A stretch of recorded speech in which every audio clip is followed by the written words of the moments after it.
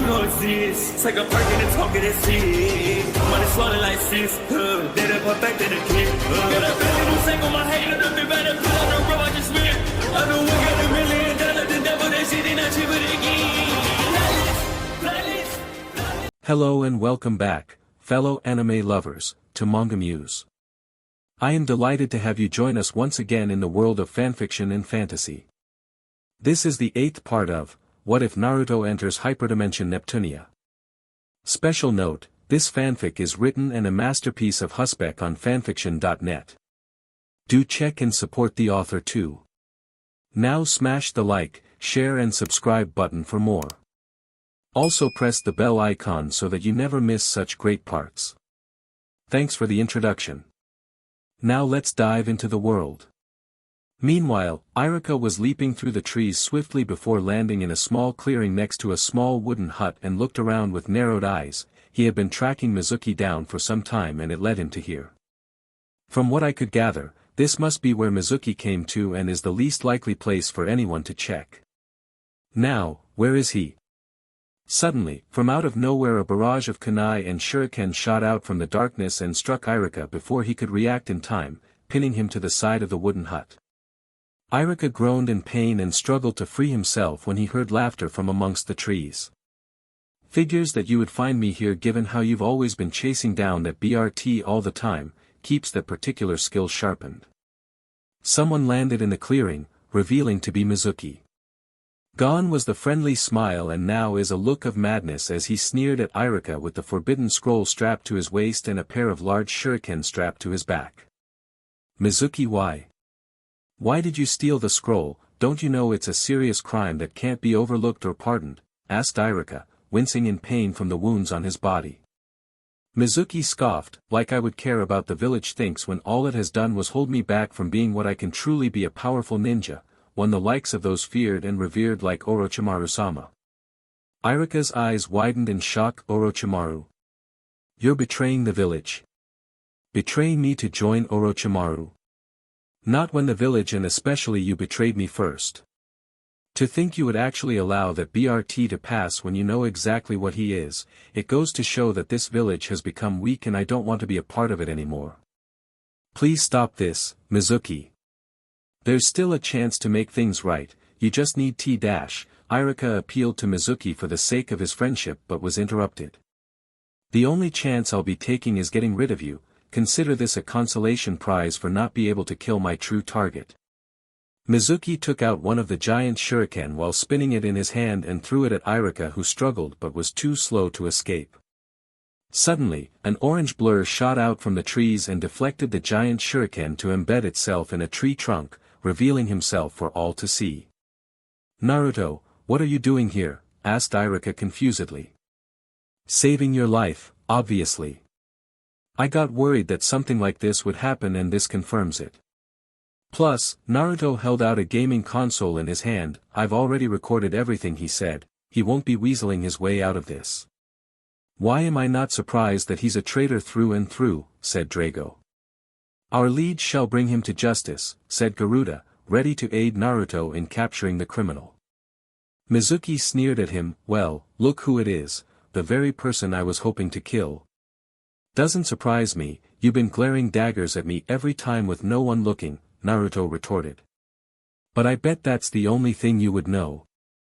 Realizing what he's planning to do, Irika yelled out, no Mizuki, that's forbidden. Do we have to go through the fact that I don't care for the village anymore again? Mizuki turned to Naruto, what you don't know is a truth that everybody including Irika knows except you who isn't supposed to know, it's to the point of being made into a law. Naruto quirked an eyebrow, what are you going on about? Mizuki, don't say it. Irika tried to stop him. Mizuki smirked evilly, the secret is that nobody is supposed to reveal that the nine-tailed fox that attacked the village 12 years has been sealed inside of you. The fox that killed Irika's parents and destroyed our village has taken over your body, making you nothing more than a monster that needs to be destroyed, and yet Irika of all people actually pitied you, which makes me sick. Naruto didn't say anything. Kurama flinched in guilt while the elementals, Digimon and biometals were outraged at the bias of Mizuki. Frankly, I was hoping to use you to steal the scroll instead, but then seeing that I can get it myself shows that I don't even need you. Mizuki took out his second shuriken and spun it. Now do me a favor and die. He threw the shuriken at Naruto, who simply stood there motionlessly. Naruto, get out of the way. Iruka cried out desperately, wanting to save him as the projectile drew closer and was about to. Clang. Suddenly, the giant shuriken was knocked out of the way and sent flying elsewhere. Iruka and Mizuki looked to see Naruto still standing there, but was now holding a single-edged short sword with a white blade which has less of the shine of a polished metal in it, or that it has the haze of a cloud and bears a yin-yang symbol on the hilt. I knew I've been aware of the truth the whole time, Naruto stated, shocking the two chunins. It's rather obvious. The birthmarks on my cheeks, the black markings on my stomach that would often appear and disappear occasionally, how people always refer only me to foxes with derision and not stating it directly. But you're wrong about one thing. And what would that be? Mizuki sneered. I contain the nine-tailed fox. You can't pour water into an empty glass and expect the glass to become the water. How on earth did you get a teaching license and yet not know something as simple as this? Naruto smirked at Mizuki, who was now glaring at him. Naruto, Iruka was surprised to hear of this. Could this be what led to his change? Naruto glanced back at Iruka. Hang in there, Iruka-sensei. I'll get you to a hospital after dealing with this traitor. Angered at being looked down upon, Mizuki jumped down to the ground and armed himself with a kunai. I'm gonna cut you into many pieces, demon BRT. The blonde ninja simply pointed Bakuya at him. Why you don't come on over and try to? Angered even more, Mizuki rushed at Naruto and swung his kunai at him, but the blonde swiftly deflected it with his short sword. The two repeatedly clashed blades with each other, and Mizuki was both surprised and angry at how Naruto was proving to be skilled in the use of his sword, that he could keep up with him. Mizuki suddenly broke away and began throwing shuriken at his target. Naruto twirled Bakuya to hold it in a reverse grip and began to rapidly deflect the incoming projectiles before throwing the short sword towards Mizuki, who tilted out of the way for it to miss him and noticed Naruto dashing towards him. And here I thought that you were competent with a sword. How stupid can you be? Mizuki swung his kunai straight at Naruto's head, only for him to move his hand as there was a flash of light. Then there was a metallic clang. Then it was revealed that Naruto was holding another short sword, but this one has a black blade embossed with red hexagonal patterns, which was currently holding the kunai. Naruto smirked. If you think that I'm stupid, then you're about to feel dumb. Warg! Mizuki cried out in pain as something cut his shoulder, causing him to stumble back with a hand on the wound which has started bleeding. He glanced back at Naruto to see that he was holding the white short sword which is stained with his BLD. How did you? Iruka, who has been watching the battle, saw what happened. That sword which Naruto threw came flying back to him. Could it be some sort of ability that they have besides being summoned? Just where did Naruto get them? Naruto twirled both short swords in his hands before taking a combat stance. Coming at ya, team. Charger. Executing the skill, Naruto rushed up to Mizuki and attacked with a horizontal slash from the Bakuya, then followed up with a spinning vertical slash of the Kansho before leaping into the air and attacking with a rising knee strike to Mizuki's face before ending the combo with a powerful cross slash which sends the traitor tumbling away and dropping the forbidden scroll onto the grass. Drago scoffed. Pathetic, just how weak is this fool? Either that or this is the result of Naruto's training, said Elrath. Perhaps a bit of both, said Styria. Naruto looked at Mizuki, who was struggling to get back to his feet. Just do us all a favor and stay down, team. No need to embarrass yourself any more than you already have. He turned to go and pick up the forbidden scroll. Hearing those words finally made Mizuki snap. To hear that from the demon BRT of all people, he refuses to give up until the demon lays dead at his feet. Mizuki reached into his clothes and took out a vial containing a red glowing liquid. He remembers when Orochimaru gave him the recipe to a formula that would give him ultimate power. He stole the ingredients from one of the Nara clan's research centers and created the formula in one of Orochimaru's hideout, which he now holds in his hand. To think that Demon BRT is forcing me to use it. Mizuki removed the stopper and began to drink the formula. Iruka was quick to notice. Naruto, Mizuki is drinking something. Naruto spun to see Mizuki finish drinking and his body already began to transform. his body enlarged itself and took on a more muscular build which tore off his upper clothing and revealing black markings on his biceps, forehead and cheeks. Mizuki grinned and revealed his teeth having become pointed as he leered at Naruto. What was that he drank? Naruto muttered lowly. His chakra level has skyrocketed, it's so much that it's making my skin crawl, said Iruka, worried for Naruto's safety. It must be whatever he drank, it might have been designed to enhance his overall physical capabilities. I advise that you exercise great caution, said Elrath warily. Should a push come to a shove, you may have to use the elemental link, said Zekrom. Got it, just became a ninja and I'm involved in something major, all in one day. Wait till Neptunia and the others hear of this when I see them again, thought Naruto.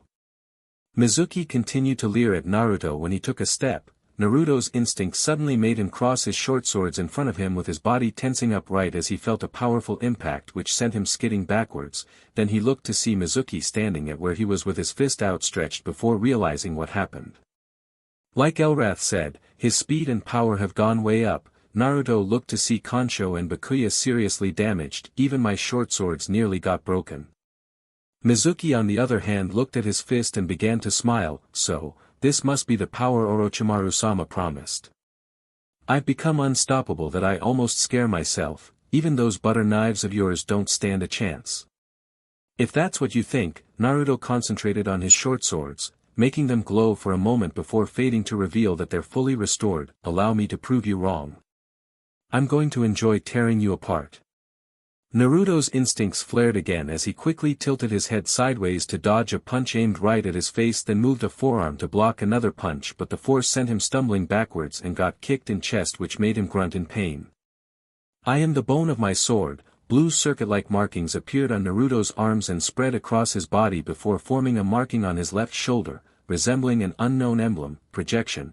He began materializing copies and throwing them at Mizuki only to miss when the enhanced trader used his speed to evade them and rushed to attack him. Sword Wall. Naruto conjured multiple copies of Kansho and Bakuya and having them float around him in a protective circle, forcing Mizuki to abort his attack and immediately retreat much to his annoyance. TCH, I don't know where you got those swords but I'm going to enjoy using them after I've killed you, said Mizuki with a glare. Naruto frowned in response, sorry to disappoint you, but that ain't gonna happen. Time to step things up a level. Speed Rave. He crossed his arms together in front of himself as his body began emitting a light blue aura, then he broke his arms apart while air was pushed out from around him and his twin short swords are now glowing with the same aura. I don't know what you just did, but it changes nothing. Mizuki armed himself with a kunai and dashed at Naruto and attacked with a horizontal slash. Naruto's eyes narrowed in focus as he dashed around the incoming slash, then countered with a spinning slash that struck 3 times. Mizuki turned to retaliate but Naruto had already repositioned at the other side and attacking with a 4-hit combo of horizontal and vertical slashes. Not letting up with the assault, Naruto moved to position himself right in front of his opponent with the twin short swords held close together as he stood sideways before attacking with a powerful rising vertical slash to knock Mizuki into the air. He waited for Mizuki to drop back down before lunging forward while performing a barrel roll, then attacking with a series of rapid thrusts of his short swords and blasting him away with a powerful dual move. The Speed Rave is a combat style centered around high-speed attacks, evasion and counterattacks while not giving the opponent any chance to recover or react. Kurama mentioned that this style was used by someone in the past who was close to him. Iruka was in awe of Naruto's combat skills, seeing that he could face Mizuki in spite of buffing himself with that unknown drag. But he also felt confused as to how he learnt these skills and acquired those swords. Did he get them from those friends he spoke of? Mizuki struggled back to his feet with his body covered in slash marks while in complete disbelief and denial at what's happening right now. He was supposed to be the more DMN one in this battle and that the BRT is supposed to be laying bleeding and broken at his feet, especially with the formula he drank, so what the heck is going on and how is he losing? He looked to see Naruto staring right back at him with a stern expression as if looking at an enemy meant to be taken down, which seems to enrage him even more. Why you're just begging to be killed by me? No more games, I'll be using my full power and destroy you once and for all. Mizuki gritted his teeth and clenched his fists as steam wafted from his body, which bulked even more than grew actual beast fur, giving him the appearance of a humanoid tiger, which took Naruto and Iruka completely by surprise. "What the heck, did you just turn yourself into a furry?" Naruto exclaimed in shock. "We have bigger concerns than a trader's choice in physiology, he's attacking." Nyx called out in alert. Sure enough, Mizuki lunged at Naruto with a fist reared back. Naruto was quick to dart out of the way but saw how the missed attack created a small but slightly deep crater upon impact, which also threw up a cloud of dust. "His force is even greater than before, but something's off," Naruto muttered to himself. Mizuki ran out from the dust cloud and attacked fiercely but also recklessly with a barrage of punches. Naruto tilted from side to side while backstepping to avoid the punches, but he could feel the wind pressure from the missed attacks, which told him that he mustn't let a single one land on him. "Hang on, is it me or has he gotten slower?" thought Naruto. It would appear so. "Apparently he must have sacrificed his speed in exchange for more power," said Zekrom. "A foolish and naive choice, this only gives you an advantage." "It's time to end this," said Elrath. It goes without saying, Naruto dashed backwards, then sent away Kansho and Bakuya, confusing Iruka and Mizuki when he took a fighting stance. Mizuki scoffed, "Do you seriously think you can take me on without those fancy swords of yours?" "Not that I think, I know. Why don't I show you exactly what I mean? Your funeral." Mizuki rushed while Naruto stood there calmly with Iruka watching on with nervousness and hoping that he'll be okay. Naruto waited and watched for his opponent's next move, then saw it as Mizuki attacked with a full-force haymaker punch aimed straight at his head. Naruto swiftly ducked underneath the punch with a tightly clenched fist reared back for a counterattack. Shoryuken. Wham! Naruto attacked with an uppercut so powerful that it crushes Mizuki's jaws upon impact, judging by the sound of bones cracking, with both rising into the air before landing back on the ground, albeit with Naruto landing on his feet and Mizuki crashing back first on the ground and clearly unconscious. However, Mizuki's body reverted back to normal, but it didn't stop at that, as his skin turned gray and became shriveled, almost like he had aged rapidly. "What just happened? Was it something I did?" asked Naruto confusedly. "Doubtful, it must be a side effect from the formula he drank. It may have given a boost in power, but I suspect that his body couldn't handle the foreign effects and deteriorated as time went on. Then it got worse when he forced that transformation. You will do well to be cautious of such things in the future," Elrath explained before advising Naruto in the end. "I will, plus I'm totally against doping," thought Naruto. Mizuki, Iruka was saddened to see how far his friend has fallen and is now paying the price for his actions against the village. He looked to see Naruto having picked up the forbidden scroll and strapped it to his waist before coming over to him. "Can you move a bit, Iruka-sensei?" asked Naruto, clearly seeing that he's not that okay and needs medical attention. "I can try, gonna hurt a lot though. I hope you can tough it out until we get you to the hospital." Naruto slung Iruka's arm around his shoulder and helped him stand up, albeit wincing due to the wounds on his body. "Just take it easy, okay? One step at a time." "Naruto, about what Mizuki said earlier?" asked Iruka as they walked. "It's okay, Iruka-sensei, I've come to terms with it. A part of me is upset with how the village treated me, but I won't resent them. Just need to prove to them and have them see the true me. I owe a lot to you for caring about me in spite of everything." "Really, Iruka-sensei, thank you," said Naruto with a fond smile. Iruka was stunned at first but smiled, seeing that Naruto has really matured. "You're going to go far, Naruto. I can feel it." Inside the Hokage's office, Hiruzen Sarutobi, the third Hokage, was staring into a crystal ball which showed him everything, all from the confrontation to Naruto escorting Iruka to the hospital, and he heard Naruto's words. It would seem that he knew the truth but kept it to himself. "There's also the skills which he has displayed in the battle against Mizuki, the likes of which I have never seen before. Just how strong have you become, and how will your new changes affect the people around you, Naruto?" Hiruzen wondered to himself before calling for a shinobi to be sent over to pick up Mizuki for questioning. The scene opens with a wide view of the Hidden Leaf Village before going over to the Hokage Rock, where we find Naruto as well as a photographer who's adjusting his propped-up camera atop the roof of the Hokage mansion. "Are you ready to take the photo?" asked the photographer. Naruto, who was seated a short distance away from the camera, nods in response, "Yes, I'm all set." "Very well, hold still for just a few seconds." Click. The photographer pressed down on the clicker for the camera to take the picture and saw that it was successful with no flaws, but he can't deny feeling a bit intimidated by the boy's serious expression even if it's a photo. Those were the same thoughts shared by Hiruzen as he sits alongside another ninja in a room at the Ninja Academy with Naruto as he looks at his newly created ninja log. "It's like I'm looking at both Minato and Kushina at the same time, but then again," Hiruzen looks up at Naruto, "I see that you took a good photo. I was expecting something more comical from you." Naruto smirked, "If it was in another universe, but I know well enough when to be serious and when to be playful. That ninja log of mine is going to be around for a long time, can't afford to mess around with it." "I agree with such views," said Hiruzen. "Of course, I need to be ready for everything after all," said Naruto, looking pointedly at the third Hokage who flinched at the statement. "Sigh, I can tell that he won't be letting this go for a while," thought Hiruzen before recalling the conversation that he and Naruto had that night when Mizuki stole the Forbidden Scroll. Flashback start. Upon returning to the Hokage's office, Hiruzen had Mizuki taken to Ibiki Marino to ask him questions while also sending Irika to the hospital to be cared for, having Naruto stay behind and making sure that the Forbidden Scroll locked securely this time. It's already bad enough that the Nidame's Raijin sword was stolen before. He's not in the mood for a repeat. The two sat away from each other silently with the Hokage's desk just between them, neither side breaking the silence until Hiruzen finally decided to be the one to speak first.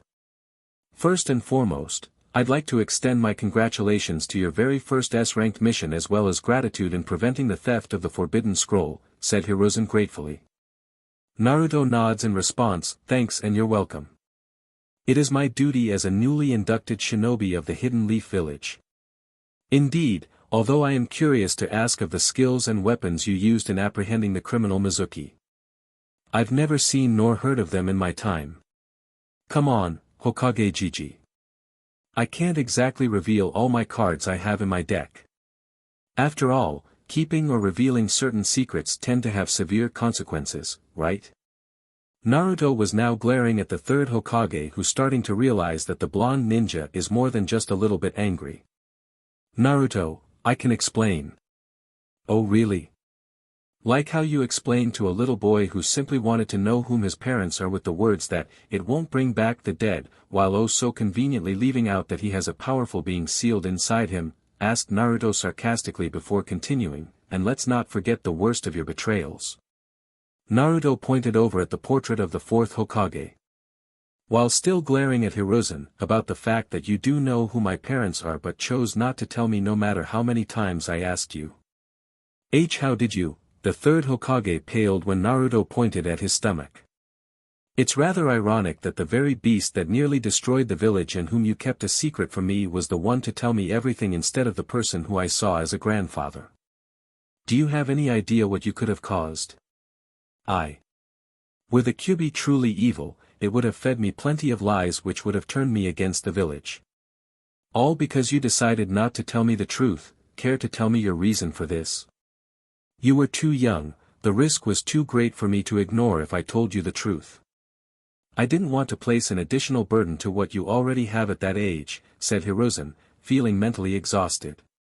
He was expecting something like this to eventually happen, but this was more than he thought. Seeing the look of anger and betrayal in Naruto's eyes really tore at his heart. "Then what you should have done was tell me to wait until I wasn't ready to learn the truth. I would be upset but eventually understood the seriousness of why you wouldn't tell me yet. Instead, you chose to leave me cluelessly wondering about what-ifs. Can't exactly call that a smart decision made by the professor, can we?" said Naruto angrily. "Kami, he's right.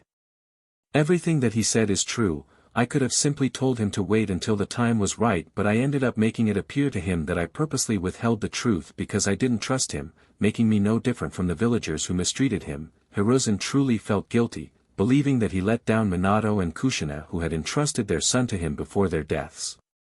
He has already made too many mistakes with severe consequences, and unfortunately, this is one of them. Young one, Elrath was about to say something but was stopped by Drago, who shook his head since this was something that needs to be settled between their summoner and the Hokage.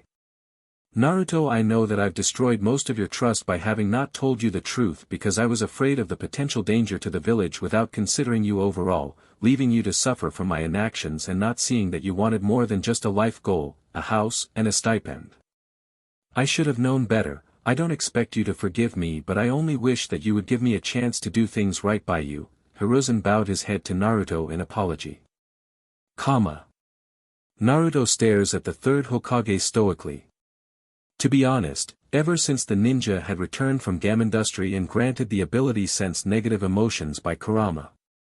From the few times he had visited the third Hokage, he would sense guilt, shame and self-loathing from the aged man, which made he feel less upset but still upset regardless. He just wanted to let Hiruzen know exactly how he felt about the effects of the decisions that the man made concerning his life. Sai, I don't hate you, but at the same time not happy with the choices you made for me. It will take a long while before I could find it in my heart to forgive you. Naruto rose from his seat and walked to the door, then he paused for a moment. Just know that I won't be lying down and taking hits from anyone anymore. Rather, I'll be hitting back twice as hard. Then Naruto exited from the office, leaving the third Hokage to his thoughts of how his choices led to this. Flashback end. I really messed things up. I should have been firmer and trusted Naruto. Another one of my many mistakes. I truly have a lot to make up for, thought Hiruzen, resolving to make things right for Naruto, for he owes him that much. I've noticed that you aren't wearing your headband. Why's that? Oh, that's because I don't want it to get dirty until the orientation next week, Naruto answered, currently wearing the goggles which was gifted to him on one of his birthdays, which was strangely left at his doorstep with a note wishing him happy birthday. That was one of his happier days, plus the note oddly had a scent of perfume on it too. Suddenly, they heard the door open as a young boy with brown hair and ridiculously long blue scarf while holding a shuriken. Hey old man, I challenge. He charges towards where the third Hokage is seated. I'm going to defeat you and become Hokage. However, he ends up stumbling on his feet and falls to the ground face first. He grabbed his face while groaning in pain. Hiruzen sighed tiredly. My grandson, one of my many headaches. Well, that just happened, thought Naruto. Then he realized something else. Shoot, I just missed a great chance to record a fail video. What a wasted opportunity. Is that really what bothers you? Kurama commented with a quirked eyebrow. Something tripped me, the boy complained while getting back up. Then a shinobi wearing black sunglasses and his headband as a bandana enters the room and panics upon seeing the boy on the floor. Are you alright, honorable grandson? And by the way, there's nothing for you to trip on, the floor is pretty flat. Who's this kid? Thought Naruto. Then he sensed negativity and noted how the ninja is looking at him. Great, another blind bigot. Then he was snapped out of his thoughts when the boy suddenly points a finger at him and starts yelling, alright, you're the one who tripped me, aren't you? Naruto frowns at the boy, realizing that he's trying to cover up his embarrassment. You tripped yourself up, kid. Don't go pinning it on me. You liar. The boy lunges at Naruto only to find himself hanging in the air by the blonde ninja holding him up by the back of his shirt's collar. You're not exactly making good choices right now, kid, Naruto commented. The boy squirmed to get free. Hey, put me down. Release him at once, the ninja declares angrily. The young man is the honorable grandson of the honorable third Hokage. Naruto paused for a moment to look at Hiruzen for confirmation, which he did with a casual nod to affirm the man's statement. Ha, he's just like all the rest. Now that he knows who I am, he'll start worshipping me, thought the boy smugly. What's the matter, afraid that the third Hokage is my grandfather? Naruto calmly placed the boy back on the floor, but the next thing that the latter knew. Bonk.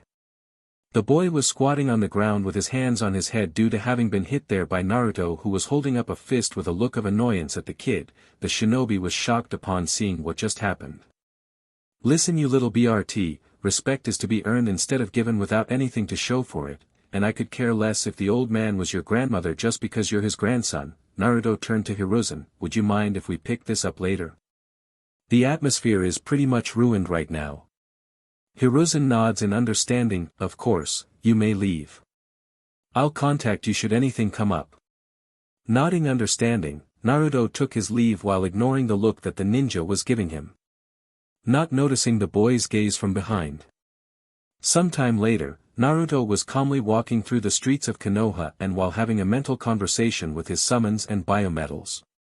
We'll be continuing the training with the skills we've taught, you're coming along well with them but require fine-tuning before they can be considered usable on the field, Model Z instructed. Yeah, still feels satisfying to use the Shoryuken on that JRK Mizuki, he's had it coming for a long time, thought Naruto with a grin. Maybe so, but don't get cocky. Last thing I want is for your ego to get us both killed, said Kurama. No worries, I'm no Uchiha after all. You'd better not be. Naruto, surely you're aware that you're being followed, said Model X. I'd be a failure of a ninja to not notice, Naruto replied. Naruto said this because the person currently following him sucks at stealth.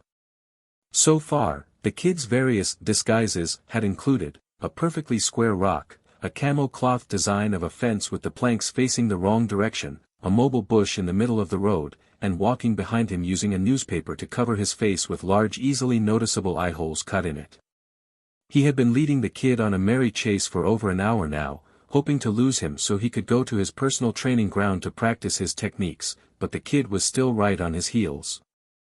The little BRT either had much better tracking skills than he did stealth or he was that tenacious, plus he could sense that the kid had no feelings of negativity for him. Realizing that he couldn't keep this going on forever, Naruto decided to get this over with. Alright kid, what is it you want from me? Asked Naruto. The boy emerges from his hiding place with a look of excitement. So you noticed me, you're even better than I thought. Everyone would notice, given how horrible your stealth skills are, thought Naruto with a sweat drop. Again, what is it you want from me? I'll be your apprentice and you be my trainer, so you can train me to become the next Hokage, the boy proclaims. I'm gonna have to say no to that, I just became a ninja so I lack that kind of knowledge, said Naruto as he turned to walk away. Come on, boss. Please don't say that, I really need a new trainer, the boy pleaded. Sounds like the young one really wants to be trained and isn't half-hearted about it, said Elrath. All because our hatchling hit him in spite of being the grandson of the village leader. Drago commented with a quirked eyebrow. Hearing their conversation, Naruto had a second thought. Well, it could also be considered training for me since I would be teaching subordinates in the future. Then he spoke up, alright then, I'll see what I can do to help you with what I know right now. The boy's eyes brightened at his words. Really, alright. Calm down, what's your name by the way? Mine's Naruto Uzumaki, Naruto introduced himself. My name's Konohamaru Sarutobi, said the boy with his chest puffed out with pride. Alrighty then, Konohamaru. The first thing I'll be teaching you will be stealth. I'll be honest with you, it's so terrible that I can't believe your previous trainer didn't correct that, so it needs to be dealt with. My ears are wide open, boss, said Konohamaru with eyes full of determination, making Naruto smile a bit. Okay then, let's get started. This will be quite interesting, said Zekrom, waiting to see what their summoner has in mind for the boy. Same could be said for the others. Sure enough, Naruto took to teaching Konohamaru how to move around stealthily like he was supposed, such as reducing the amount of noise with his footsteps, using the camouflage cloak correctly, and also not use items that make him stand out too much in certain environments. Naruto's an expert in this field considering the kind of pranks he does which require him not getting caught by more experienced shinobi. He plays games more often than he does pranks, but to be frank, he gets ideas from the games he plays and applies them to his pranks. Boss, can't you teach me anything more than stealth? Konohamaru whined a bit during their break from training. Sure, but it will be after you've proven to have mastered what I've taught so far. Which is why I'm going to give you an assignment, said Naruto. An assignment? That's right, if you can hide from your first trainer and land a sneak attack on him, then I'll teach you again and also give you a reward too. Really? You mean it? Naruto nods in affirmation. That's right, and I never go back on my word. Awesome, you just wait and see. Ebisu-sensei won't even see me coming, said Konohamaru excitedly. I'm starting to like this hatchling, he's got spunk, said Drago in amusement. Of course, you would, said Styria. By the way, how good are you in video games? Asked Naruto curiously. Konohamaru puffed up with pride, I can say I'm pretty awesome, I always beat my uncle Asuma in it. Naruto grinned, oh really? Then let's head over to the arcade so you can show me your gaming skills. Okay boss, prepare to be wowed by my awesome skills. Wow boss, I didn't know you were so good at playing games, said Konohamaru in awe. As it turns out, Naruto's well known at the arcade since he frequents there alongside Shikamaru, Chuji and Kiba, with the group having made high scores in most of the arcade machines. Naruto and Konohamaru played a fighting game and needless to say, the latter got creamed a lot. So, they switched to playing a co-op beat-em-up game with Naruto having to take the lead the whole time, but they had fun nonetheless. Right now, they sitting on a fallen wooden log in the middle of a forest clearing while drinking canned juice which they had purchased earlier, a vending machine along the way. Naruto then spoke up, by the way, Konohamaru. I've been wondering about something. Konohamaru perked up, what is it? What do you want to become a Hokage so strongly? Konohamaru became silent that it worried Naruto for a moment before the boy responded to him, my grandfather gave me the name Konohamaru in honor of the village, so it should be easy to remember. But no one calls me by my name, not one person in the whole village. Because when they look at me, they don't really see me. All they see is the honorable grandson of the Lord Hokage, no one knows who I am. I can't stand it anymore, it's like I'm invisible, like I don't exist, and I hate that. That's why I've got to be Hokage as soon as possible so people would know who I really am. That explains a lot of things, said Nyx. No wonder why he got so attached to you, it's because you treated him like a normal person, Styria added. In a way, you could have been in a similar position were your parents still alive, young one, said Elrath thoughtfully. You're right, he's kinda like me. He wants to be seen for who he really is and not what he's connected to, thought Naruto. It certainly seems that way, said Zekrom. Naruto then spoke up, you shouldn't in such a rush to become Hokage, Konohamaru. That title bears a lot of weight and comes with serious requirements. What do you mean? Asked Konohamaru curiously. To be Hokage means to be someone strong, wise, and has a great love for the village and its people. Such a person is acknowledged by the people if he proves himself worthy of the title. I used to yearn for the title of Hokage, but I realized that I took it too lightly, so I decided on a new goal, to become a ninja who is capable of facing down any form of opposition, someone you can count on and not be disappointed, to be able to protect those I hold close to my heart. To become the best version of who I can be. Wow, Konohamaru was amazed to hear that from his boss. So, if you still want to be Hokage, then you have my full support. But as your boss, I'll give you the ultimate test. Naruto looked at Konohamaru with a competitive grin, and that is to defeat me in battle. Do that, then you're more than ready to become Hokage.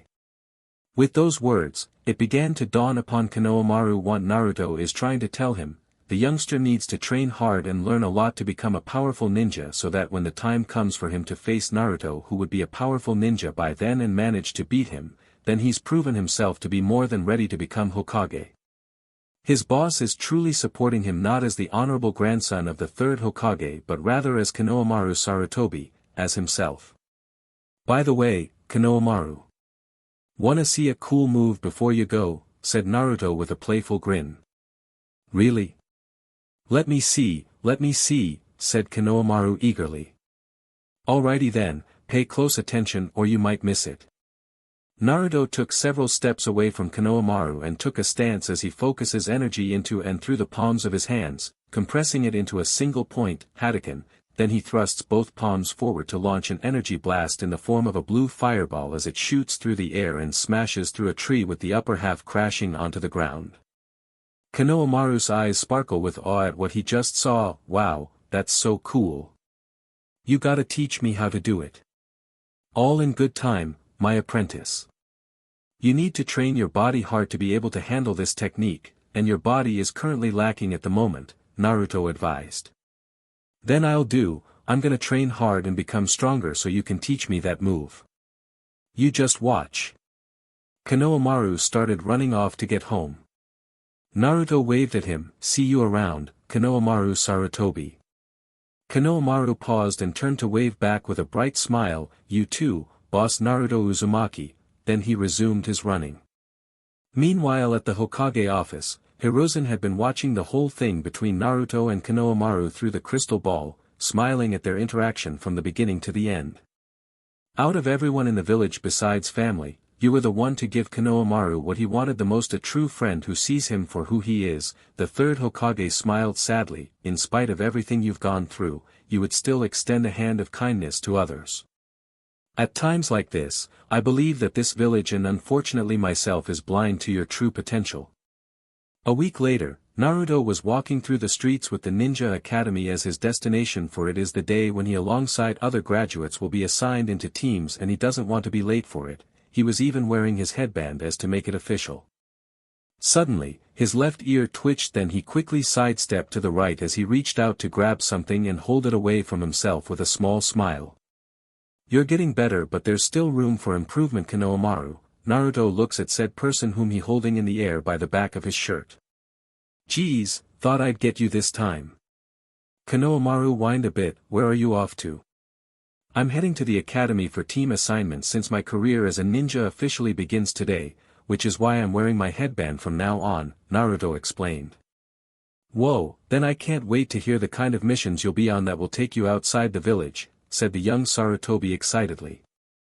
Same here, I'll catch you later. After placing Konohamaru back on the ground, he continued on his way, leaving the young boy to cheer him on. Arriving at the academy and going to his soon-to-be former classroom, Naruto saw that there were already several graduates seated and saw familiar faces being his gaming friends and friendlies as well as non-friends like Sasuke and his fangirls, but the lesser said the better. Naruto went up the stairs, looking for a seat when he noticed Hinata looking at him, which caused the blonde ninja to smile and wave at her, making the shy Hyuga blush and timidly wave back at him. If it weren't that the seats around her are occupied, Naruto could have sat next to her, said Styria in mild annoyance. With Nyx and Garuda agreeing with her, the other summons wisely chose to remain silent, considering the last time one of them opened their mouths about the current subject. Naruto managed to find a suitable seat and relaxed on it before taking out his handheld game and started playing with it. That's Kiba leaned over the table from above to speak to him. Hey Naruto, who do you think you would be teamed up with? Asked Kiba. Kinda hard to say, so long as it's people whom I can get along with, said Naruto thoughtfully. Same here, so long as it's not with Duck Butt or any of his fangirling posse. I hear ya man, muttered Chuji, who's munching on his bag of chips like always. You needn't worry about that, I can tell you for sure.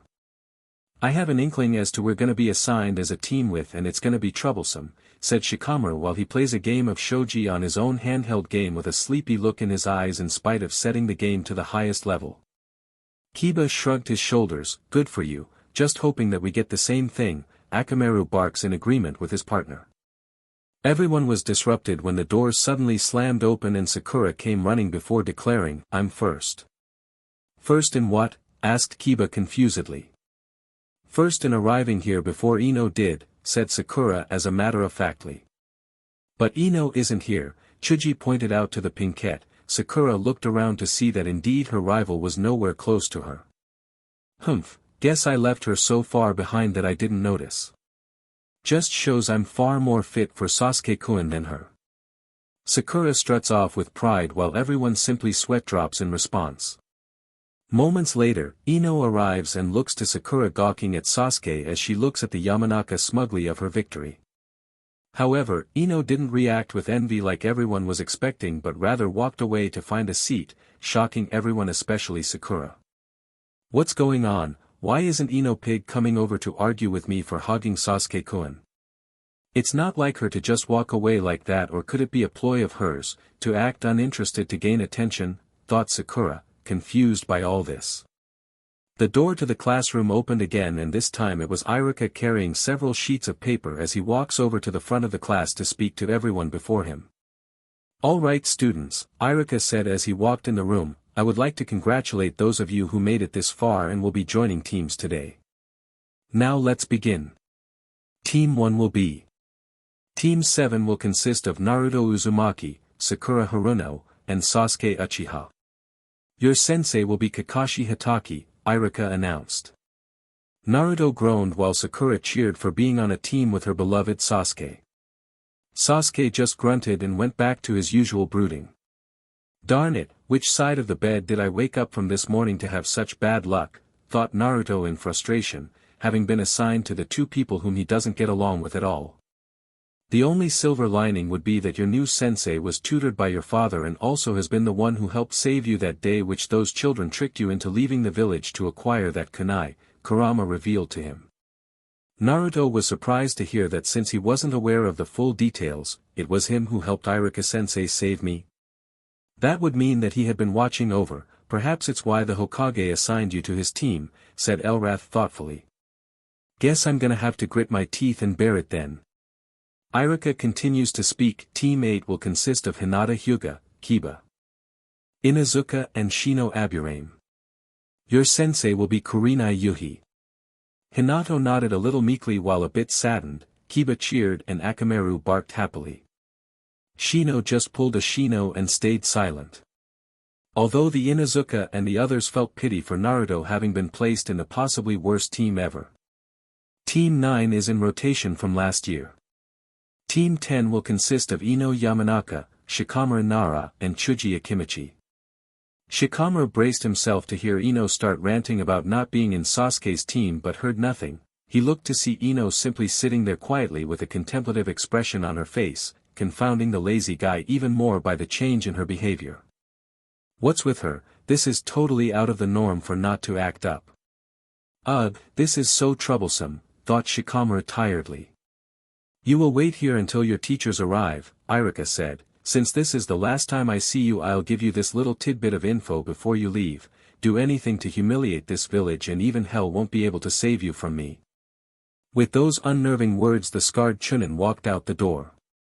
A few minutes later, the senseis arrived, one by one and called out for their teams to follow them, which they did. The first of the notable students began leaving when a appealing, raven-haired, crimson-eyed woman walked in and offered a quick smile to Hinata, which was returned. Naruto noticed Kiba along with most of the male students staring at her and had to hold in his laughter, but it can't be denied that she is indeed appealing. Team 8, you're with me, said the Kunoichi. The Aburame and Inuzuka heirs, along with the Hyuga heiress, stood up and followed their new sensei. Good luck, Naruto whispered as he saw his friends leave. Thank you, Kiba and Hinata answered as they left. A few minutes after that, a bearded man with a cigarette hanging out of his mouth walked in. Team 10, he called out. Ino, Chuji, and Shikamaru, the latter rather reluctantly, stood up. Asuma Sarutobi nodded. All right, follow me, he told them. As they were leaving, both Shikamaru and Chuji wished Naruto good luck while Ino simply looked at him for a moment before leaving with them. Soon after, the only people left in the classroom were Naruto, Sakura, and Sasuke. Almost half an hour passed and the Team 7 sensei had still yet to show.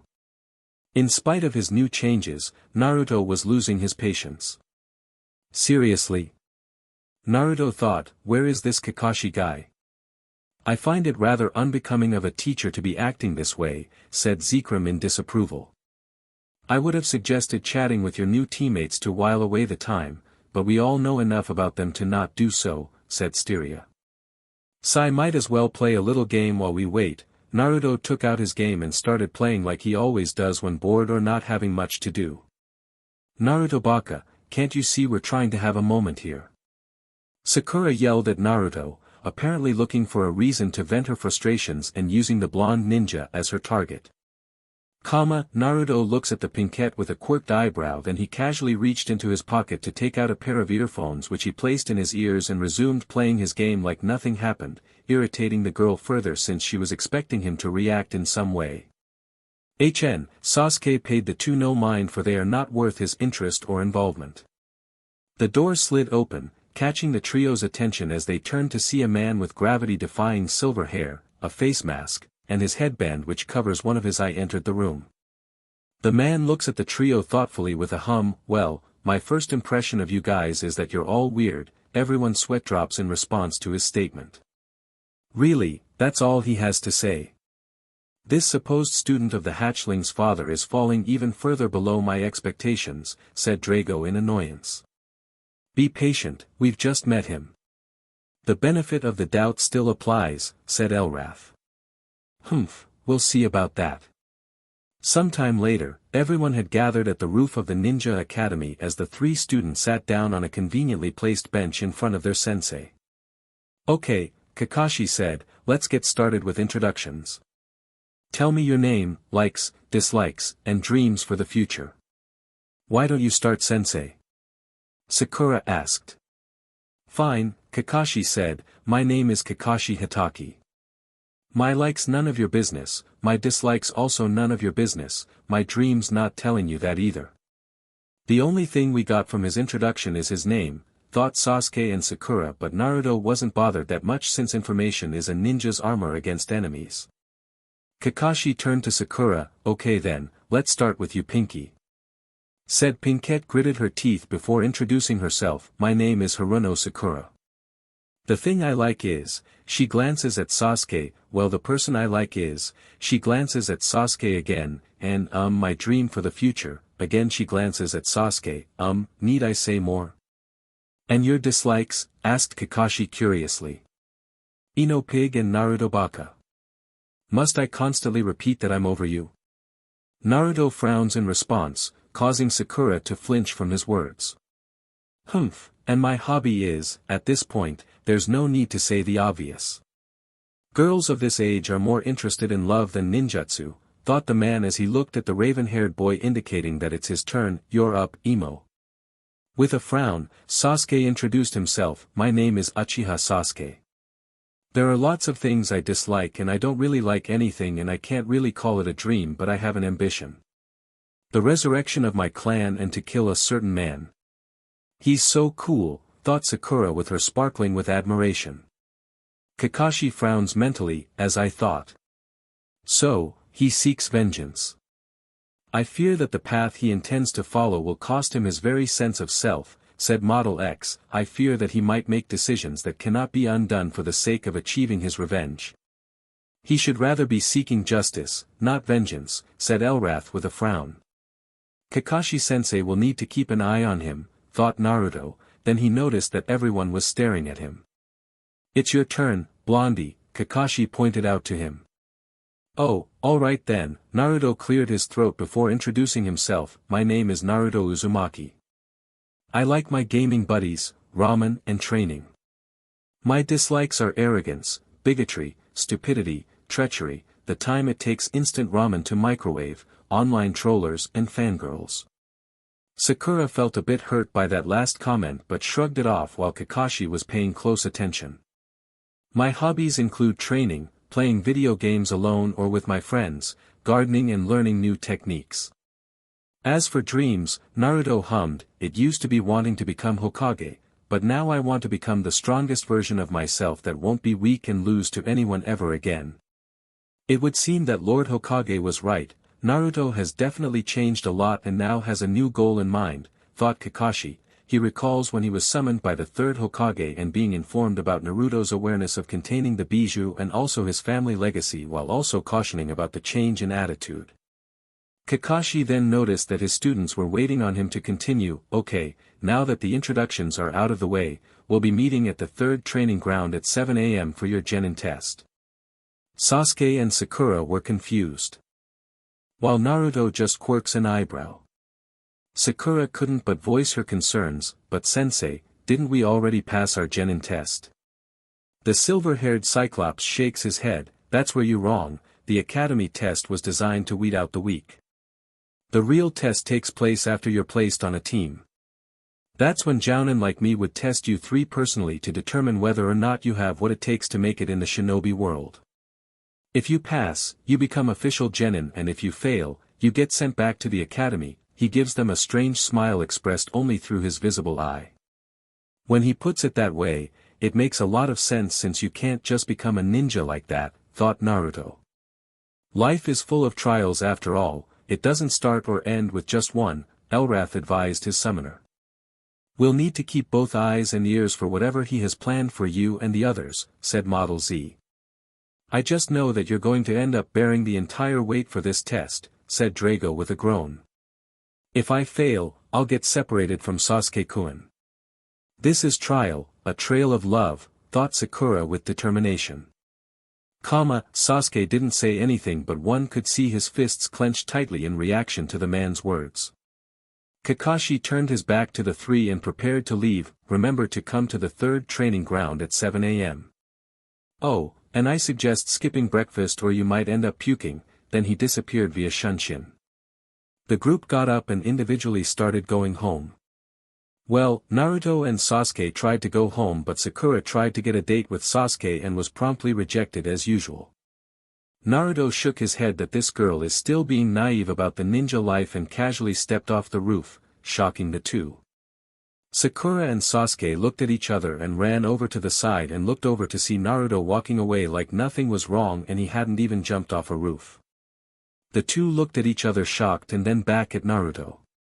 Sasuke, realizing he was alone with Sakura, quickly snuck away. Around this time Sakura realized that they were alone and looked to see the boy was gone, much to her disappointment. Naruto then headed home to rest up for his test with Kakashi tomorrow. While on the bed, he was having a discussion with the others in his mindscape about tomorrow's test. What do you guys think, would this test of his really make me puke if I ate? Asked Naruto. It would depend on what he has in mind, but I'm rather skeptical because you would be undergoing a test with low stamina and energy, said Model X. Or perhaps that's exactly what he's aiming for, said Model Z. What do you mean? Asked Naruto curiously. I see what Model Z is talking. Think back to what your sensei said, word by word, said Zekrom. Naruto recalled the words, repeating them in his head several times before it dawned upon him why that sneaky little he didn't order us not to eat but suggested, knowing that we would automatically obey him since he's of higher authority. Plus it's common sense to always prepare oneself for any mission, which includes being well fed. It would appear that your sensei is a rather crafty person, best to be attentive and on guard around him, said Elrath in amusement. Remember your first lesson when you started attending the academy, deception is a shinobi's bread and butter, said Kurama. Yeah, I do. Looks like he already started teaching us before even beginning the test tomorrow, makes me look forward to what he has in mind for us, thought Naruto with a grin before he finally went to sleep. Arriving in the clearing of the third training ground, Sasuke and Sakura noticed that Naruto was already there and oddly enough, he's meditating with a serene expression in his eyes. This was a very odd thing to see considering how long they've known, but then again he started changing close to the end before their graduation. So long as he's not getting in the way, I could care less, Sakura mutters to herself. Sasuke simply decides to ignore him entirely and lean back against one of the training posts to wait for their sensei to arrive while ignoring the Pinkette's advances. After 2 hours of waiting, Kakashi finally shows up while looking like there weren't any problems at all. Hello everyone, the Cyclops greeted cheerfully. You're late. Sakura yelled angrily while Sasuke glared at him, but Naruto simply opened his eyes and smirked. Sorry about that, a black cat crossed my path on my way here, so I had to take the long way around the village to avoid any bad luck. Liar. That's some excuse, thought Naruto, mildly amused with the others feeling the same way. Indeed, said Drago. Anyways, let's begin, the Jounin said as he took out 2 bento boxes, an alarm clock and 2 bells. Your job is to get the bells from me before noon. But sensei, there are only 2 bells, said Sakura confusedly. Kakashi simply smiled, yes, and that's because one of you will fail and get tied to the post while other 2 will eat lunch. He heard 2 stomachs rumble and noticed that Naruto didn't appear discomfort, which made him suspect something. Naruto, why did you eat when I said you shouldn't? Naruto smirked, you said, and I quote, I suggest skipping breakfast or you might end up puking. Emphasis on the keyword suggest, as in you weren't ordering but implying a possibility. Also, Iruka-sensei had taught me that a ninja who's not ready for anything and everything is less likely to survive. So, if I were to puke then I'd at least have the energy to do so. Instead of getting upset like Sasuke and Sakura expected, Kakashi rather smiled behind his mask, quite sharp of you to catch on, too bad the other two didn't notice, then he thought, I see traits of Minato-sensei's intelligence in him right now, better keep an eye on him. How could he have noticed, thought Sasuke, glaring at Naruto. This is bad, not only did I skip breakfast this morning but I didn't eat last night because I'm on a diet, thought Sakura worriedly. Kakashi spoke up, let me repeat myself, the goal of your test is simple, you have until noon to steal these bells from me. Whoever gets a bell passes the test and becomes a genin. Simple. But those who don't will be tied to the post and watch me eat. Sakura decided to speak again, but sensei, there are only 2 bells. Doesn't that mean one of us will fail no matter what, she asked. Right you are Sakura. Whoever doesn't get a bell goes back to the academy. This had Sakura and Sasuke feeling nervous while Naruto narrows his eyes in focus. Kakashi shrugged, of course, there's always the likely chance that none of you will get a bell which means you'll end up getting sent back to the academy. And another thing, you're allowed to use any and all means to try and take the bells from me, including weapons and jutsu. But I advise that you come at me with the intent to kill. But those are too dangerous and you could get hurt. Sakura protested. Naruto scoffed, seriously Haruno, standing before us is a jounin with years of experience under his belt and gone through a lot. Do you seriously think that he would break a sweat against 3 genin who just graduated from the academy? Such a naive girl, Styria commented. He's not wrong, you know, said Kakashi amusedly, if you don't have any more questions to ask, then let the test begin. Sasuke and Sakura leapt into the nearby foliage and disappeared from view in order to conceal themselves. Kakashi reached into his ninja pouch to take out an orange book and began to read, shocking Sasuke and Sakura. He stood out in the open with his nose in a book, making himself seem to be an open target. Kakashi noticed something and looked up, seeing that Naruto hadn't moved from his spot at all. Aren't you supposed to hide? Kakashi asked. Naruto shrugged his shoulders, probably, but I have something more fun in mind. He adjusts his gloves and installs the command core and weapons core into the slots of his gloves. What the hell is the dope doing? Sasuke thought with a small frown. Wait, he's not actually going to fight him, is he? Sakura was confused by the action of her teammate. Whatever you say, Blondie, Kakashi said, returning to his book. Naruto smirked and held out his hand as there was a flash of light which dissipated to reveal him now holding a single-edged short sword with a white blade which has less of the shine of a polished metal in it or that it has the haze of a cloud and bears a yin-yang symbol on the hilt. This got Kakashi's attention and his visible eye widened briefly. Where did he get that? Sasuke thought, fantasizing about killing a certain someone with that weapon. Whoa, Sakura thought.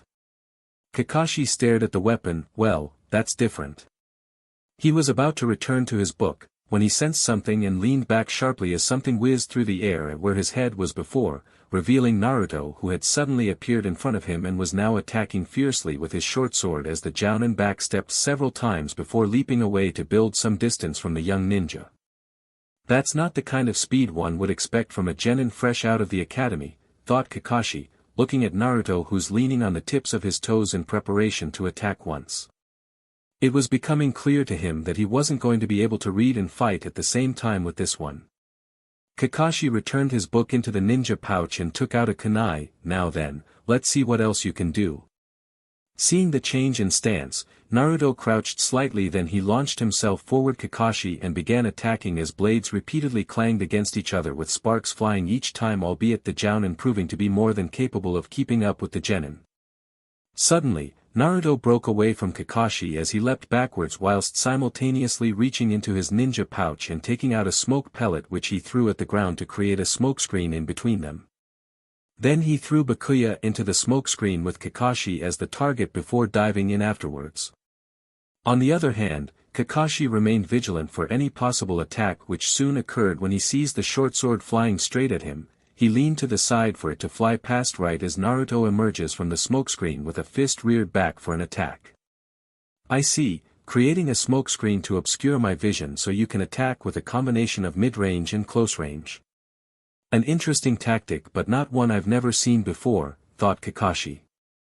As the Jounin moved forward to intercept, he saw another flash of light in Naruto's hand and barely reacted in time to raise his kunai to block a slash from Naruto now wielding another short sword, but this one has a black blade embossed with red hexagonal patterns which was currently pushing back against the kunai. Seems like you've got some tricks up your sleeves, Kakashi commented. Naruto's eyes twinkled with mischief, and you've yet to see them all. At that moment, Kakashi felt the hair at the back of his neck rise, then he broke away from the blade lock to quickly move to the side right in time to dodge something that came flying at his back.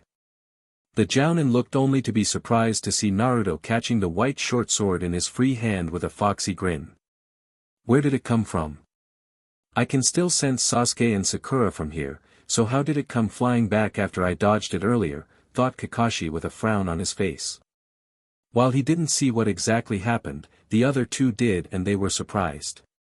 That weapon, it would prove more useful in my hands than his, thought Sasuke enviously. When he threw the white sword and Kakashi-sensei dodged it, it went flying back and almost hit. How did he do it, thought Sakura in confusion. PSSST, Haruno, someone whispers close to the pinkette. Sakura spun around and nearly screamed, but was stopped when a hand covered her mouth. The hand belonged to Naruto. Shoo, he shushed her, keep your voice down, he then lowered his hand to let her speak. Naruto. How are you here? She asked as she saw another Naruto and her sensei battling in the clearing. I'm a shadow clone, he informed her, and the boss sent me because he needs your help. Sakura was surprised by this, my help. With what? With stealing the bells. What? But Naruto's doing just fine on his own.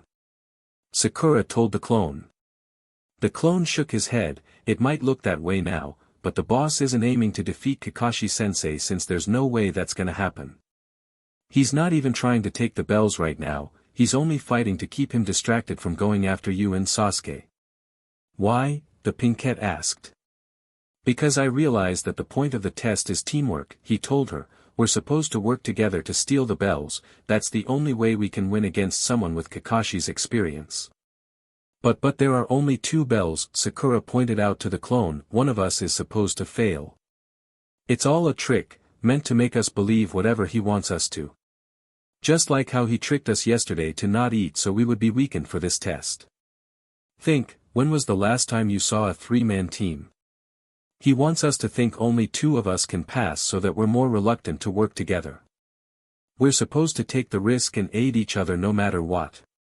That's the point of the test. Sakura considered this for a moment. It was true that she had never heard of a team with 2 genin and a jounin, and it made sense that they had to work together against someone who was years ahead of them. But, on the other hand, they might have changed the rules to allow a 3-man team without telling them. There were jounin who took a single genin as an apprentice in the past, maybe this was similar, only it involved the 2 strongest, with the weakest being left behind. Sakura knew that she was weaker than Sasuke and Naruto, that if she didn't play her cards right, it would be her 2 male teammates that took the bells and passed the test, while she failed. She needed help in order to get a bell, and aiding Naruto could allow her to grab one, but then it was likely that Naruto would also get a bell, leaving her beloved Sasuke in the dust, where he would hate her for taking his spot and aiding the dead last instead of him, the rookie of the year. No, she couldn't risk that. She needed to help Sasuke so that the 2 of them could pass and be together. True love always wins after all, right? I can't take the risk that you might be wrong, the pinkette told the blonde clone, if I help you and get a bell and then you get one and you're wrong, then Sasuke-kun will fail and hate me.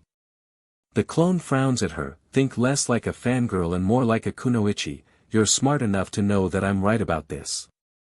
Sakura shook her head, I'm not taking that risk. I'm going to find Sasuke-kun and help him get a bell. Listen to me dash.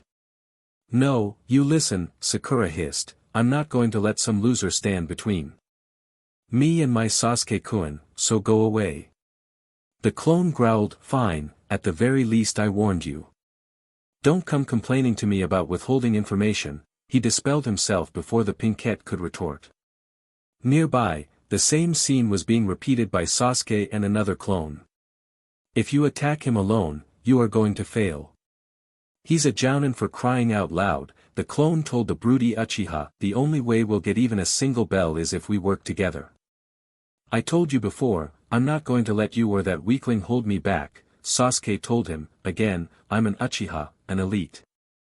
I don't need anyone's help, especially not from the likes of you, so get lost.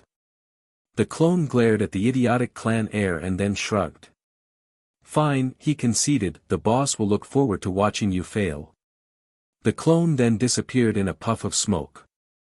I won't fail, Sasuke thought as he began to move to a better position. I'm an Uchiha, success is in my BLD.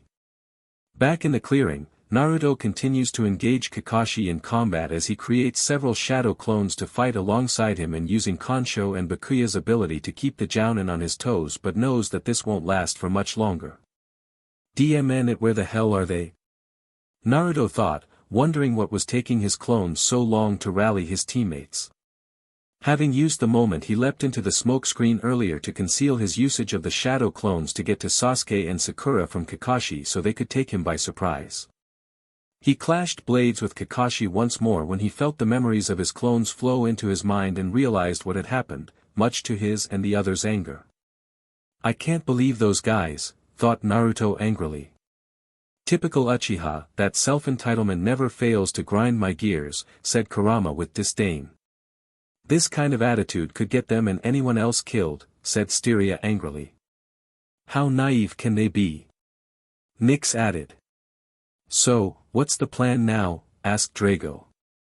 We'll need a new plan since the initial has failed drastically, said Elrath. Zekrom alerted the blonde ninja, watch it, you're getting distracted. Zekrom's warning came too late as Kakashi saw Naruto's moment of distraction and seized the opportunity to disarm him of his short swords and kick him in the torso, sending the blonde ninja flying and splashing into a river nearby. A distracted ninja is a dead ninja, Kakashi advised, now to see how the others are doing, then he disappeared via Shunshin in search of the other two genin. Moments later, Naruto shot out of the river and landed on the ground while looking both soaked and annoyed. Just my luck, everything's going wrong. Now I've got to go and save them from Kakashi-sensei. Just my luck, Naruto mutters to himself. He crouches slightly before taking off at high in the direction as to where he might locate either of the two. Along the way, he heard a loud shriek which could only belong to one girl. He turns towards the direction where he heard the sound came from but slowed down in his approach to make sure that Kakashi wasn't around. Soon he finds Sakura standing there blankly with her legs shaking.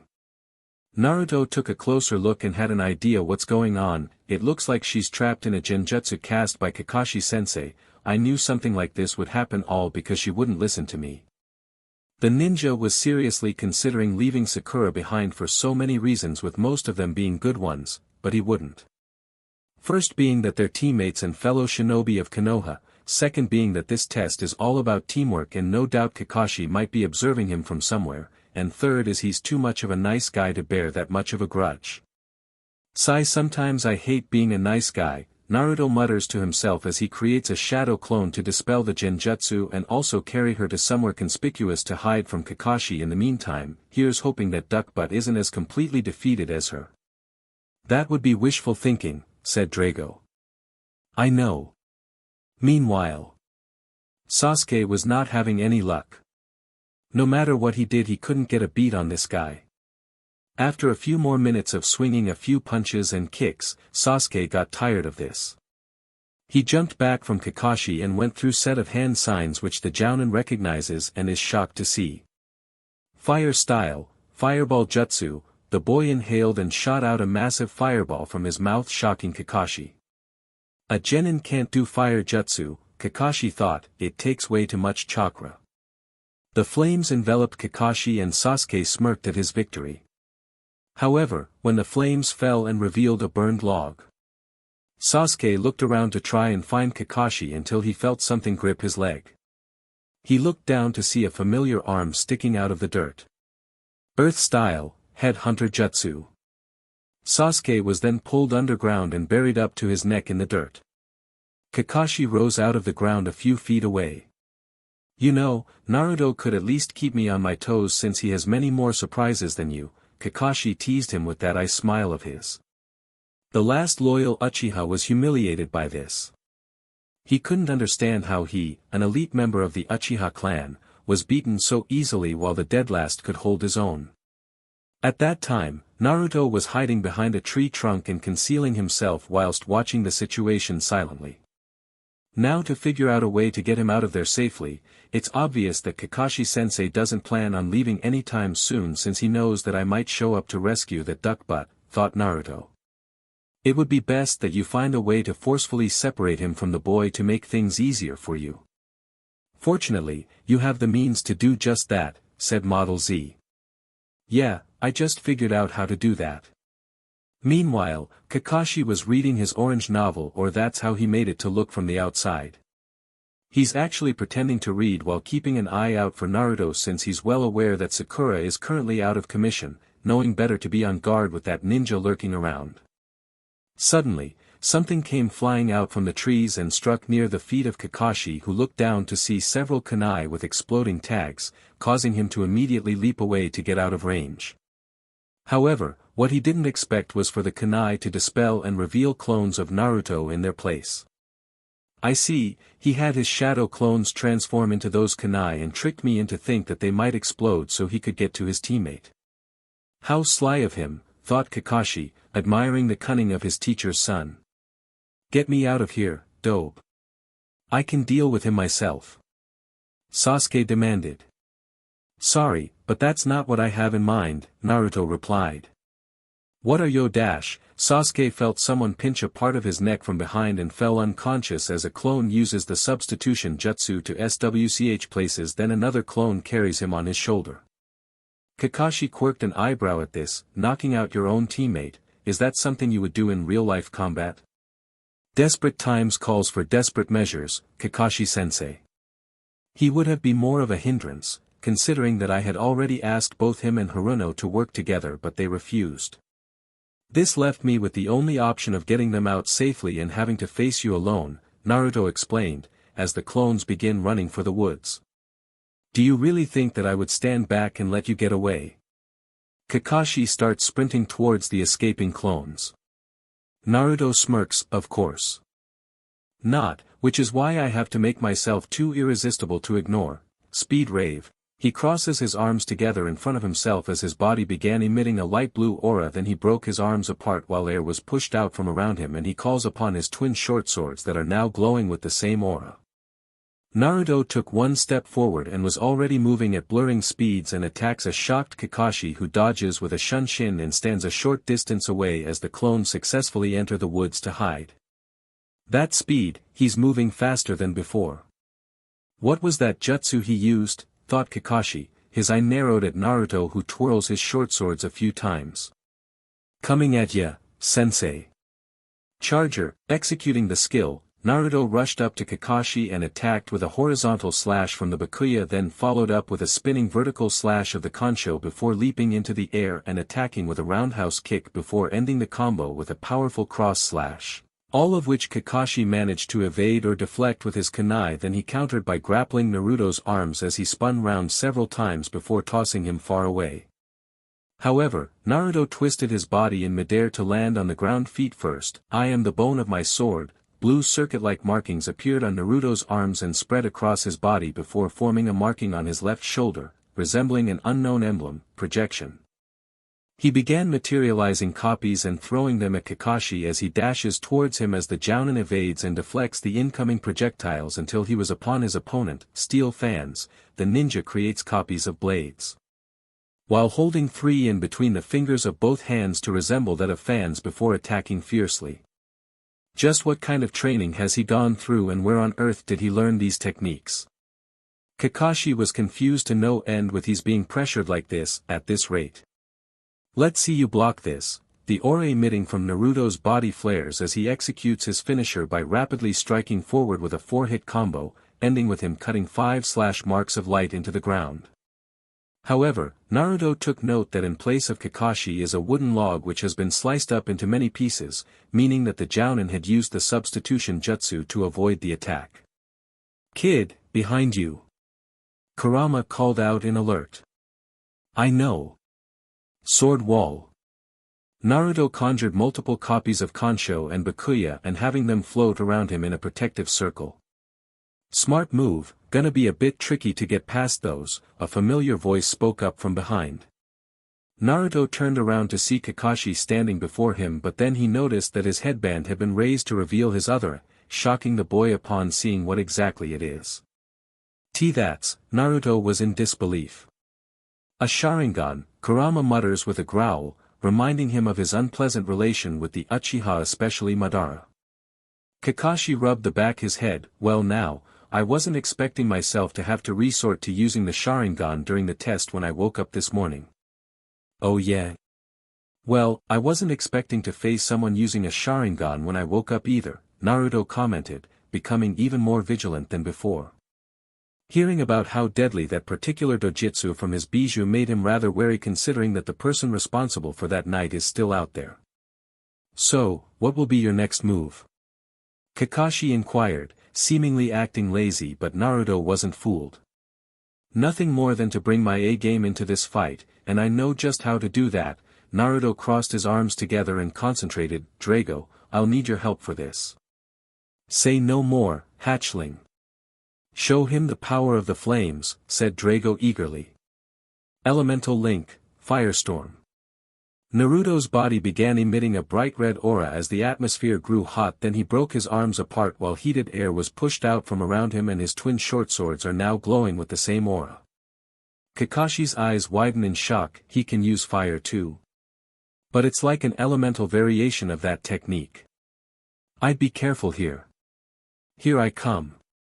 Naruto charges forward while leaving behind fiery footprints in his wake before he began swinging his flaming short swords at Kakashi, who knew better than to clash blades with someone wielding weapons coated in flames, and so resorted to fighting from a long range. But Naruto wasn't having any of that. Not so fast, fire raid. Naruto proceeded to throw the flaming short swords at Kakashi, then he would use projection to create more copies and throwing those as well, all the while catching the ones that would return to him to be thrown once more and repeating the process to go into a juggling effect. On the other hand, Kakashi was basically playing a game of dodge, as he doesn't want to get cut/scorched by any of the incoming flaming blade. The Jounin took note of a river nearby and got an idea of what to do. Time to make this kid cool off. He swiftly weaved through a set of hand signs as he evades the next barrage of flaming blades and landed close to the river. Water style, wild water wave. He manipulates the water from the river and launches it towards Naruto in the form of a large wave. I was expecting him to use an elemental advantage against me once I reveal this. Good thing I trained for this. Naruto charges towards the approaching wave, then he expels powerful jets of flames from the bottom of his feet, launching high into the air akin to that of a rocket until he got clear of the wave and located Kakashi down below. Then he readies his counterattack. Fiery impact. He clads his entire body in flames, then performs a dive attack at the Jounin, who dodged it, but the blonde ninja instantly teleports away in a burst of flames to reappear in the air to attack once more with a dive attack, repeatedly doing so with increasing speed until the last dive attack triggered a fiery explosion upon impact with the ground. Were it not for my Sharingan, I would have been cooked, thought Kakashi, patting out a small flame on his shoulder as he looks at Naruto, who recovers from his recent attack to focus on him. Just who was it that taught him these techniques, and why has no one heard of them? My liege, you're running short on time, for it will soon be noon, said Garuda. Not to mention that the duration for the elemental link is about to expire, Drago added with a small frown. Then I'd better make this quick, thought Naruto, crouching slightly and preparing to charge. Ignition. He enshrouds his entire body in flames and glides along the ground while leaving behind a long trail of flames. Blazing charger. He attacks fiercely with his flaming short swords, giving everything he's got to land that one hit on the man, but that Sharingan was really proving to be a pain but also a learning experience. At the last moment, Naruto threw a flaming Kansho towards Kakashi and immediately lunges forward behind the thrown projectile. Kakashi tilts his body to the side to evade the blade, then somersaults over Naruto to dodge the follow-up. Naruto turned around and prepares to ring. Everything stopped the moment the alarm clock from earlier started ringing loudly, signaling the end of the test. Naruto let out a sigh of disappointment as he deactivates the elemental link which was about to run out and also sends his twin short swords away. Guess this marks the end of the test, if I'm not wrong, said Naruto. Indeed, Kakashi pulls down his headband down to cover his Sharingan. Since the battle is over now, let's go and gather your teammates before I give my final decision. Alright. Sometime later, Sakura woke up from her unconscious state and looks around to see Kakashi along with an alive Sasuke who's glaring at Naruto with the person himself ignoring the Uchiha. Then she notices something else about herself. Why am I tied up? Sakura demanded to know, loudly. Because you performed the least effectively during the test, Kakashi answered her. As I said earlier, anyone who doesn't get a bell or performs the poorest, gets tied to the post, without lunch. Sakura remembered and lowered her head to hide her shame. I didn't do that badly, did I? She asked/mumbled. You fainted from falling into a simple genjutsu and had to be rescued by me, leaving you out of commission the whole time, Naruto reminded her, still ignoring Sasuke's glare. Sakura blushed in embarrassment and continued to stare at her feet. Anyway, Kakashi interrupted, I'd like to go over your performance during the test. We're going back to the academy, aren't we? Sakura asked in a depressed tone. Actually, only Naruto is going back to the academy, Kakashi informed them. Naruto showed no emotion, but Sakura became giddy and Sasuke smirked arrogantly.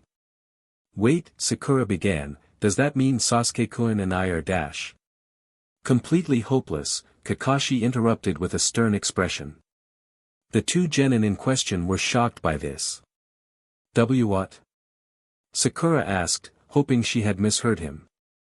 You two are completely hopeless, he informed them, becoming very serious. I've had many teams fail this test, but I have never ever seen someone fail as badly as you two did. I touched one of the bells. Sasuke argued, a knee-jerk reaction to having his pride hurt and his skill questioned. That's a form of success. The Dobe and Sakura didn't even come close. And yet it was Naruto who had to save you both and forced to face me when I tried to capture you both. Kakashi shot him down. Sasuke glared at Naruto, remembering what he did. He got in my way and knocked me out before I could try to get the bells again. At this point, the Jounin was getting annoyed with the Uchiha. Getting the bells wasn't the true objective of this test. This surprised them. What? Wait, but you said, what was the point, then? Sakura spluttered and demanded. To work together. As a team, Naruto told them with a glare, like I said before, which you ignored me or tried to be greedy about. Stay out of this Sasuke began, but was interrupted by Kakashi. He's right, Kakashi said, shocking them both. Naruto was right? Sakura thought, stunned by the truth of it all. Kakashi continued, the teams I tested before failed because they failed to look underneath and worked individually instead of together. But you two learned the truth about the test from Naruto, who had figured it and tried to help, but you ignored him and even became selfish about it. You had the potential to pass the test and become a true team, but you decided to ignore common sense. He sighed and continued, it would be irresponsible of me to simply send you back to the academy to try again, when it is clear that you two aren't shinobi material. Sasuke was about to enter a rage-filled tantrum about how he couldn't speak to him that way when Kakashi continued. Because of your absolutely abysmal failure, I'm having the two of you barred from ever becoming ninja.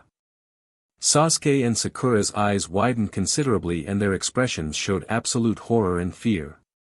Then they heard Naruto clear his throat to grab their attention, say, Kakashi-sensei, can I bring something up? What is it, Naruto? Asked Kakashi curiously. Naruto held out a closed fist and gradually opened to reveal him holding something which shook everyone to the core, especially Kakashi, whose eye widened in disbelief at what he's seeing. Those are, Kakashi looks down at his belt to see that the bells aren't strapped to his waist and looked at the very items in Naruto's hand, but how? Naruto smiled mischievously, the fight earlier wasn't just to keep you away from Sasuke and Sakura like I made it look. I hadn't forgotten about the objective of getting those bells from you. So, I made it a point to attack so ferociously that you would focus less on minding the bells and more on not getting barbecued. Kakashi sweat drops at the statement but couldn't refute it either. then at the last moment, I threw one of my swords at you to force you to dodge and use that small window of opportunity to swipe the bells. What really happened was that Naruto used one of the skills in the command core known as Steel, which helped him acquire the bells before the Jounin would even begin to notice, as that was the plan all along. I see. I must admit that you certainly took me by surprise, said Kakashi, having to approve of the tactic which he executed. So, who will you give one of the bells to?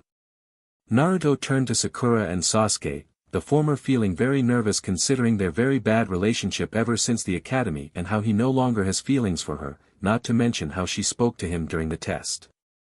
As for the latter, he was glaring at the ninja while also feeling nervous like the pinkette, expecting him to choose Sakura over him, since in a way he would have done the same if he were in his shoes. Naruto looks at the bells in his hands, then at the two. By all rights, I shouldn't give either of you the bells and let you be banned from becoming ninjas at all while I go back to the academy to retry alongside more competent potentials. The two's eyes widened at his statement and the blonde ninja continued. Sakura, I asked you to team up with Sasuke and I because I knew that facing Kakashi-sensei alone is nothing short of foolhardy, but you chose to ignore and even intended to team up with only Sasuke while leaving me to fail the test, all for the sake of love. If this was a real mission, you would be willing to sacrifice my life for another. Sakura flinches from his words because he's right about what he's saying. Naruto then turned to Sasuke. As for you, you believe that teaming up with either of us or anyone in general doesn't benefit you in your goals, failing to realize that there are so many people both in and outside of the village that are far stronger than you, whether through quality or quantity. If you don't keep that ego of yours in check, you're gonna get yourself and everyone else killed. How will you fulfill your goal then? Sasuke grits his teeth in anger at the audacity of this guy. How dare he say such things when he doesn't have any idea what it feels like to lose everything. Kakashi watches all this silently. He's not wrong and isn't so naive like the others. It would seem that he's well aware that the world beyond Konoha would instantly consume those unprepared for it. Let me be straight with you too, I don't like any of you, Naruto stated. The two remained silent, but then something dropped at their feet and they realized that it was the bells. They looked at Naruto in shock. I'm not so petty as to deny either of you a second chance to correct yourselves. No one is perfect after all. Kakashi narrows his eyes at this. Are you sure about this decision, Naruto? It was you who succeeded in obtaining the bells in spite of their refusal to help and even tried to undermine you. Naruto smiles. That's what the test is about, and I've learnt that it's not just about teamwork but also the willingness to cooperate with others, even those whom you cannot even stand to be with for the sake of the mission and the village. Spoken like a true warrior. You are well on your way, young one, said Elrath fondly. Are you absolutely certain? Asked Kakashi, receiving a nod of affirmation from Naruto, who's unflinching in his decision. Then I have no other choice than to announce this. Everyone waited with bated breath of what he's about to say to them, which could make or break their ninja career. You three pass. What? Sakura asked, breaking the silence. You heard me, you three have passed the test. But you said you would fail us for failing the test so poorly and ban us from becoming ninjas. I thought you still would, even if Naruto gave us the bells. Kakashi nodded. I did say that, didn't I? He asked rhetorically. He then gave them another eye smile. I also told you that you would throw up if you ate any breakfast. Naruto understood. You wanted to test us to see that despite everything, at least one of us is still willing to stick their neck out for the team. Kakashi nodded. I once believed that those who disobeyed orders were trash, he informed his students, and, for a long time, that ideal ruled over me. It controlled my every action. He trailed off, was silent for a while as if lost in memory. After a few moments, he moved over to where Sakura was bound and cut her free. Follow me, he commanded them. Confused, the three teens did so. They walked for a few minutes until they reached a large strange diamond-shaped monument. The memorial stone of Konoha, he told them before they could ask what it is. Carved into this stone are the names of every shinobi and kunoichi that have died in the line of duty. He touched the stone with reverence. Heroes, all of them. Kakashi notices Naruto places his hands together in prayer, giving his respect to the memorial stone, which confuses Sasuke and Sakura, and also surprises Kakashi, but he didn't show it as he continues to speak. Minato Namikaze Rin Noera Abito Uchiha. He then turned to face his genin, my sensei and teammates. Sasuke and Sakura were surprised by this. Their sensei was once the student of the Yondaime Hokage. The man many considered to be the greatest ninja to ever be produced by Konoha. Sasuke also took note that an Uchiha had been on his sensei's team. When I graduated from the academy, I was the strongest and smartest student of my year, Kakashi continued. I was arrogant, cocky, and thought I was invincible. He sighed. I'm ashamed to admit it, but I looked down on my teammates. I only respected Minato-sensei, who was like a second father to me. I only saw Rin as a fangirl and Obito as the dead last goofball. He then turned to face them, sadness clear in his visible eye. But, one day, everything changed. It kinda feels like what we are right now, except I changed when I returned from Gamindustry and strove to become better, thought Naruto, seeing similarities between the past and present teams. Kakashi went on to tell them of how they were on a mission when they were ambushed by an enemy squad and separated from their sensei. Rin got captured by the enemy for intel and Kakashi chose to abandon her for the sake of the mission assigned to them, but Obito strongly disagreed and wanted to rescue Rin instead. It was Obito who told him the words, "Those who break the rules are trash, but those who abandon their comrades are worse than trash," which left a strong impact on Kakashi and made him realize how heartless and a spoiled fool he'd been. Together they tracked down the enemy squad to a nearby cave and rescued Rin, but Kakashi ended up losing an eye in the fight. They were able to win, but the enemy triggered a trap which caused cave-in. They tried to escape, but Obito sacrificed his life to save his instead. Naruto and Sakura could see how painful it was for their sensei to tell them this story. Sasuke wasn't as affected. "So, the way he acts now is nothing more than a cover for the pain which he has gone through," said Zekrom in understanding.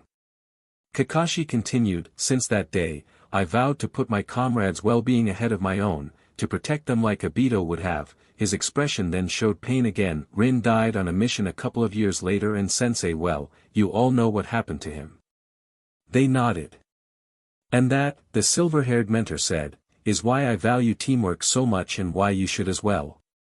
None of us can be successful on our own. We're all pieces of the great machine that is Konoha. Without each other we're nothing." He looked them all in the eyes. "Do you all understand?" They nodded, though Sasuke's was insincere and Naruto noticed that, which caused him to mentally frown. The Cyclops eye smiled. "Good," he told them. "Now, you three can take the rest of the day off, but I expect you all to meet me here tomorrow at 7 a.m., got it?" "Yes, Sensei," all three genin said. "Excellent, you can go now." And, with that, they left, or at least Sakura and Sasuke did. Naruto stayed behind. Kakashi noticed this. "Is something wrong?" he asked. "I wanted to thank you for saving my life that day," said Naruto, causing Kakashi's eye to widen in shock. "You remember?" "Yeah, you fought of those ninjas while Iruka-sensei carried me to safety that day," Naruto explained. "Think nothing of it, it's the least I can do." Kakashi tried to wave it off. "And it wouldn't have to do with the relationship with Mom and Dad?" asked Naruto while glancing at the memorial stone, particularly his parents' names. "So, you know who they are?" "Yeah, I do. I learnt everything from you-know-who." "Would that include those techniques of yours?" asked Kakashi warily. Naruto shook his head in response. "Actually, I learnt it from a couple of traveling nomads who were passing through the village. I befriended them and they taught me these techniques in the hopes that they would help me in my ninja career and also as a way for me to remember them before they left." "Pretty sure you got first-hand experience of how effective they can be." "Tell me about it," Kakashi mutters with a sweat drop. "Kakashi-sensei," Naruto spoke up with a serious expression which catches the Jounin's attention, letting him know how serious he's being right now. "You know that those two are far from ready for world outside the village. Sasuke thinks that he doesn't need anyone and won't hesitate to take any chance to become stronger. Sakura on the other hand is deluded with visions of love and fairy tales, not taking the life of a ninja seriously, which could lead to an early death or something far worse for her. Not to say I'm not without flaws either, we need you now more than ever." Kakashi understood what Naruto is talking about since he personally witnessed everything about the three, knowing that he has a lot of work to do. Not only to live up to his responsibilities as a newly inducted sensei of Team 7 but also to live up to the expectations of his belated sensei and teammates. The last thing he wants is for his new students to go through the same thing he did. "Don't worry Naruto, I'll strive to make you all improve and be ready for the ninja world," said Kakashi. "I'll be counting on you." Naruto turns away and mutters, "Kami knows that the number of people I truly trust can hardly be counted with 2 hands. Watching the blonde ninja walk away calmly, Kakashi could see that Naruto has changed a lot from the young boy he knew before.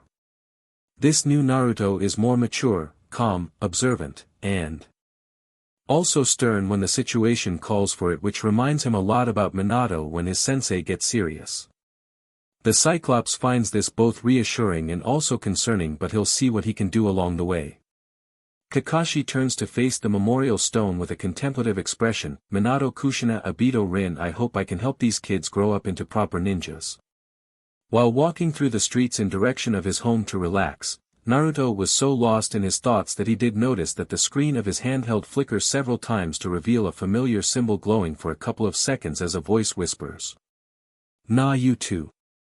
Then both the voice and symbol fades away. Naruto paused for a moment to look around in confusion, wondering if he heard something. Needless to say, Kakashi Hatake thought he had seen a lot of things and felt that he would be able to handle whatever comes his way with ease. Well, he could either be right or wrong, which depends on how he approaches the team he has officially approved over the others whom he had sent back to the academy. When Naruto warned him that the members of the team really need his guidance, Kakashi took it to heart because the Bell test showed him that these genin are not ready for the world beyond the walls of Konoha, or at least one of them is aware of that.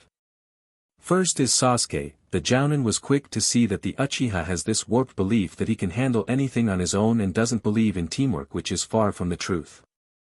He also began to notice that Sasuke has been leering at Naruto a lot since the Bell test and always tries to find ways to challenge him to get an edge over him, but Naruto would always fight back just as hard and would push him back without utilizing those weapons and skills of his, much to the Uchiha's growing frustration. Kakashi knows that he needs to find a way to utilize this rivalry into something advantageous between them and intends to do so. Next is Sakura, and needless to say, he has never met a kunoichi more disappointing than her. Her IQ is impressive, but it goes to waste due to her fangirlism and always trying to put Naruto down, not to mention that her physique is abysmal. With the way she is, Sakura would become the weak point of the team and needs to be protected, which would severely affect the overall team performance. And then there's Naruto. Kakashi would be happy to say that he gets along with the blonde genin, and it wasn't just because of him being the child of his sensei and Kushina. Naruto often comes to chat with him so he could learn more about his parent, which the Jounin would be more than happy to talk about. He's the most serious member of the team but also the most relaxed, and let's not forget that he was the one to make Kakashi spend less time on his RTC books, and do you want to know how? Turns out that there's an RTC visual novel for Make Out Paradise, the uncensored edition, which Naruto got for him from a secret website, on the condition that he trains them seriously. Never had Kakashi wanted to hug someone for gifting him with such a treasure. After analyzing his students, Kakashi was able to come up with various methods to train his students. With Sasuke, Kakashi utilizes various training challenges that would force him to coordinate with the others, which is easier said than done due to their clashing personalities, but there's still progress no matter how small it is. For Sakura, Kakashi made it a point to have the exercises push her beyond her physical limits, and for 2 good reasons. First is to improve her physical capabilities so as to make her more independent and have the others worry about her less for now, and the second reason is to get rid of the silly mindset that she should be going on a diet just so she could look pretty. He would train her so hard that she would be forced to eat a lot more than normal since she needs the energy. He also alerted her parents of this matter, and they were more than happy to comply and make her eat a lot since her training would burn away the calories. Sakura tried to diet despite all this but failed dramatically and was forced to eat the proper amount like she was supposed to from the beginning. As for her fangirlism, Kakashi made it that Naruto and Sasuke would spar against her seriously, with the latter being quite eager to do so. This proved to be quite effective, as having the object of her affection continuously beat her would dim that love for the Uchiha and focus more on not getting pummeled to the ground. And for Naruto, Kakashi was already aware that he's ahead of the other 2 but remains diligent when it comes to training. Sometimes Kakashi would give him a training regimen and either have himself or a shadow clone supervise. Other times, he would find Naruto training on his own with his unique weapons and skills. At times he would notice Naruto having a blank expression from time to time and figured that he was talking to the bijou unaware that there are others in his student's head. As of now, Team 7 and their jounin are at the mission room after successfully accomplishing a D-rank mission, which is to retrieve the pet of the feudal lord's wife who's currently squeezing the life out of the cat. "How many times have we caught this cat?" asked Naruto, looking at said cat with a quirked eyebrow. Sasuke scoffed in response, "I don't need to keep count of things that are a waste of time." "What I don't get is how it keeps running away," said Sakura. "The same way we living beings do learn and adapt," Naruto responded to the kunoichi. Meanwhile, Hiruzen was looking through the list of missions which he would assign to Team 7 while also checking on the team's stats, having been paying attention to their performance and seeing that they've been improving. He was expecting Naruto to complain, but the blonde genin surprised him by pointing out that not only does he learn from these missions, he also earns money. Those video games and ramen don't pay for themselves after all.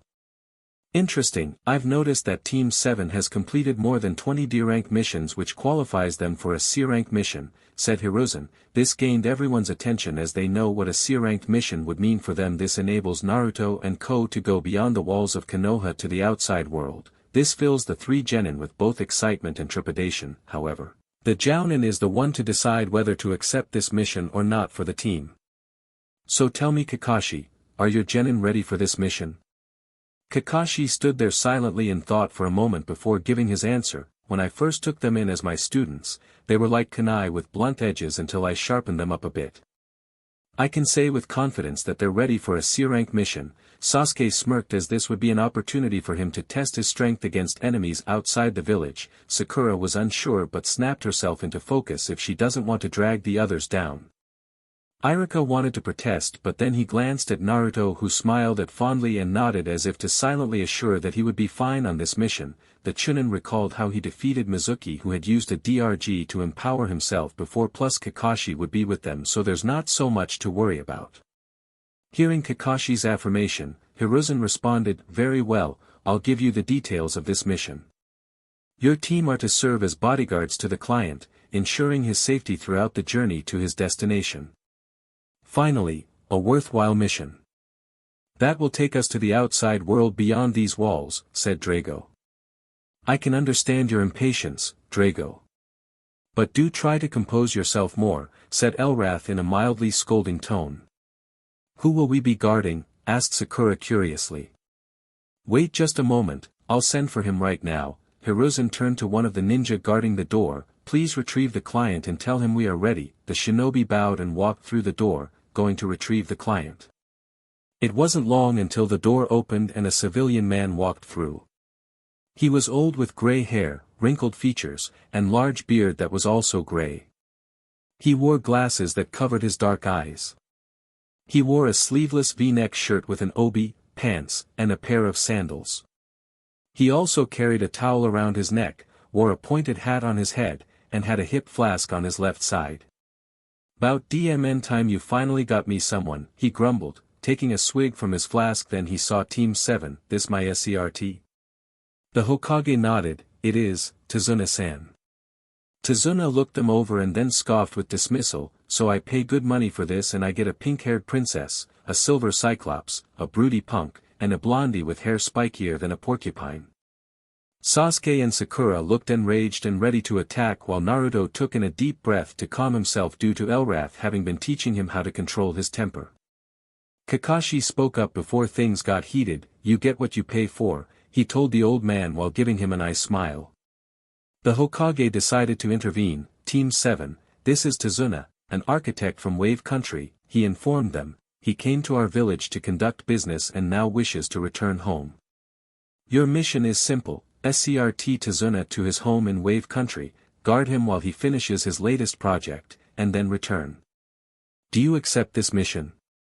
Team 7 nodded in response, much to his satisfaction. "Excellent, you can leave whenever you wish to start the mission. You are dismissed." The team bowed and left, their client right behind them. "So, when do we leave?" Tazuna demanded to know. Tomorrow morning, Kakashi answered, meet us by the main gate at 7 a.m. Tazuna scoffed, whatever, he took another swig from his flask and left. Could he be any more rude? Sakura grumbled in annoyance at being called a pink-haired princess. Kakashi smiled behind his mask, clients like him are a dime a dozen. It's best not to let him get to you, he then addressed the whole team. Now, Wave Country is relatively close by, but will likely be there for a few weeks until the client finishes his project, so pack enough supplies to last you about a month. Pack only the essentials, understood, he asked and the team nodded in affirmation, good. I'll see you three by the gate tomorrow at 7 a.m. And with that, the team separated, going to their individual homes to prepare for tomorrow's journey. Naruto was in his room as he sorts through various items to place in his backpack while putting extra inside the storage core as he mentally speaks to his friends. So, what do you guys think about this mission? Asked Naruto. I'm looking forward to what this mission will have for us to experience. No doubt things will be very interesting, said Zekrom. But this is just a mere SCRT mission, no different from the previous ones with the only exception being that it will be outside the village, Drago scoffed. It may seem simple from a normal point of view, but I can tell there will be more to this mission than what we know as of now, said Elrath. You mean we might be attacked by dangerous people? Asked Harrisman with concern.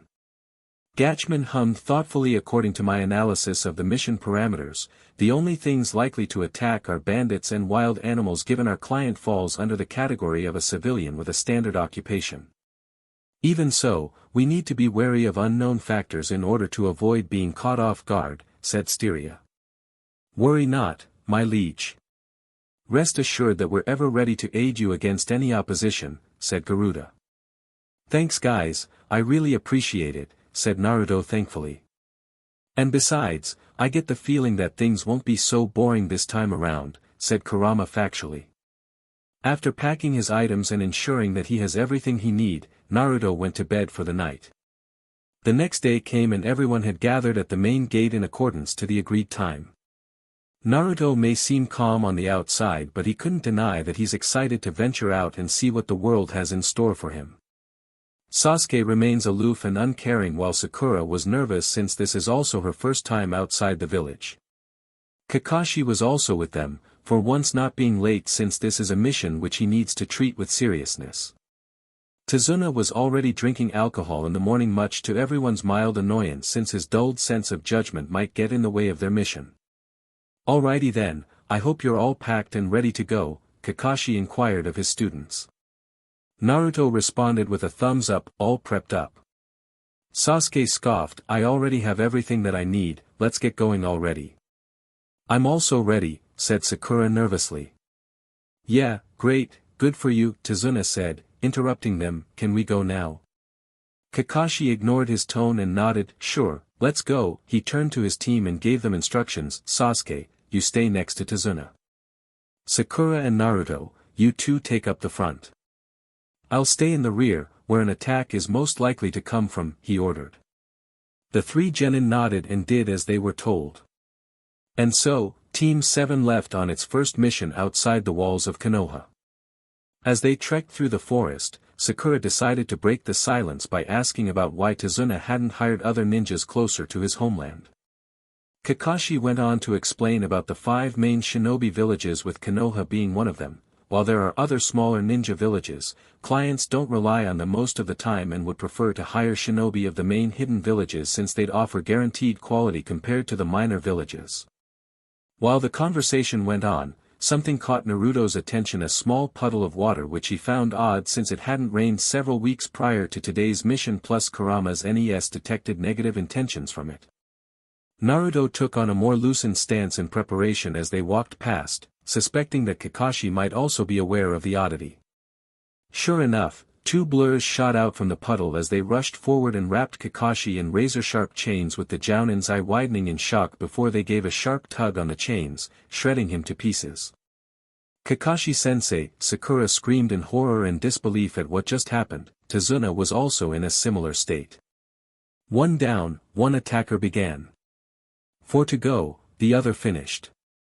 Naruto quickly took charge. Sakura, stay back and protect Tazuna. Sasuke, you take on one while I handle the other. Sasuke frowned at being told what to do but stayed focused as there's no time to argue right now, so they charged towards the two attacking shinobi.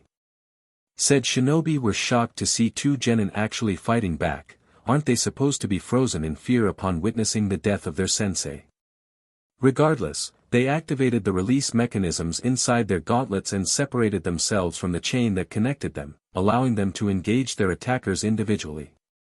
Naruto weaves in and out of the swings from the enemy's clawed gauntlet to avoid getting as he calls upon Kansho and wields it to now skillfully parry when he notices some form of liquid dripping from the claws. That's poison. Kurama had assured him that his chakra is capable of immunizing him of poison after purging him of it, but it's not like he was going to let himself get poisoned in the first place. Heads up, their claws are coated in poison. Don't let them scratch you.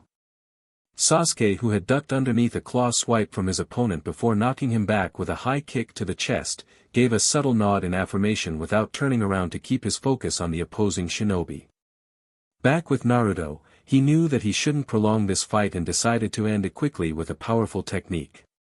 Channeling chakra to his feet for a sharp burst of speed, Naruto swiftly closes in on the opponent whilst sending away Kansho, ducking under the claw swipe before counterattacking. Shoryuken.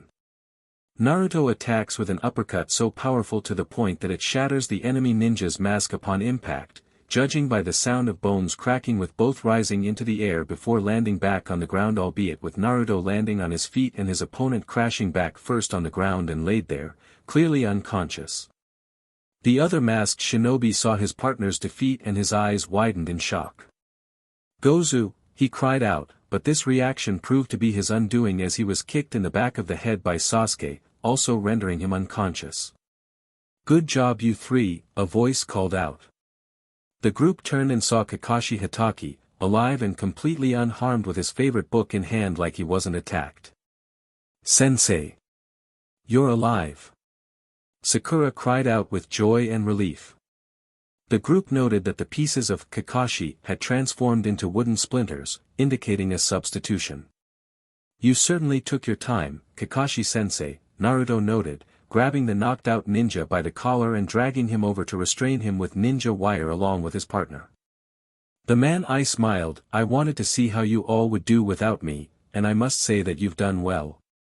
Wait, you knew he was alive? Sakura yelled, her head snapped toward Naruto. Of course, there's no way that these guys would be able to ambush Sensei. He let them think that they caught him by surprise, making them feel cocky for us to handle, but he would have intervened, Naruto explained. Kakashi spoke up, now then, let's finish tying these guys up and find out their reason for attacking us. A few moments later, the two masked shinobi were tied to a nearby tree. Kakashi examines them with a small frown hidden behind his face mask. Judging by their headbands, these two are shinobi from the Hidden Mist village.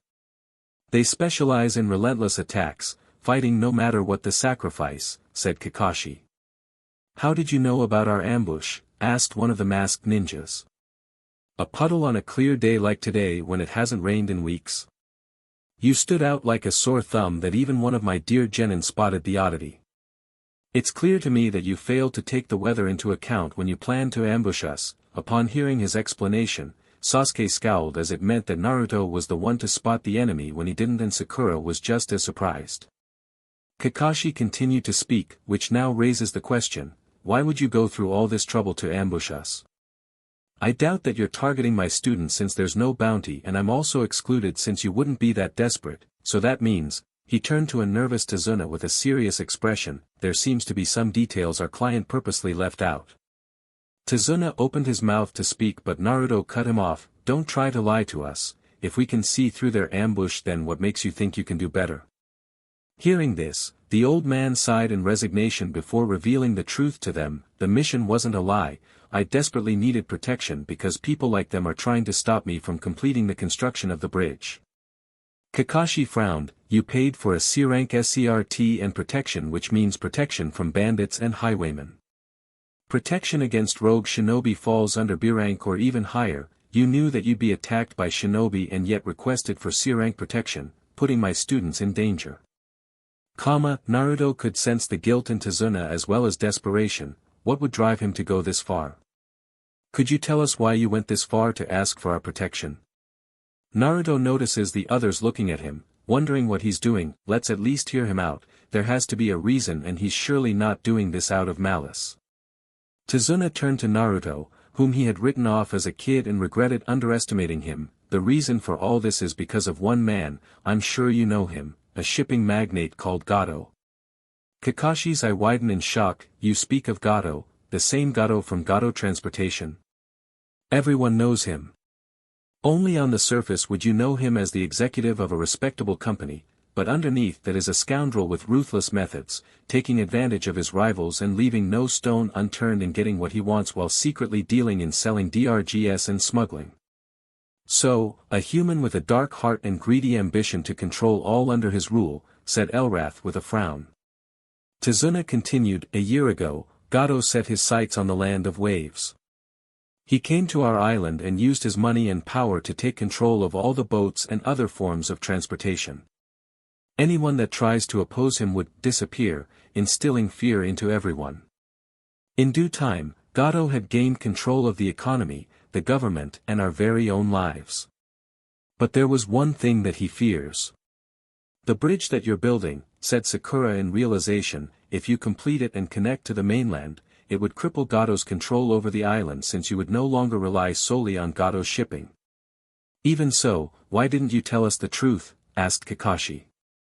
Because they can't afford it, said Naruto, then explained. Tazuna said it earlier, Gato has control over everything, which meant that they didn't even have enough money to pay for a B rank. It just goes to show how bad things are over there. The team let this information soak in, pondering what they should do.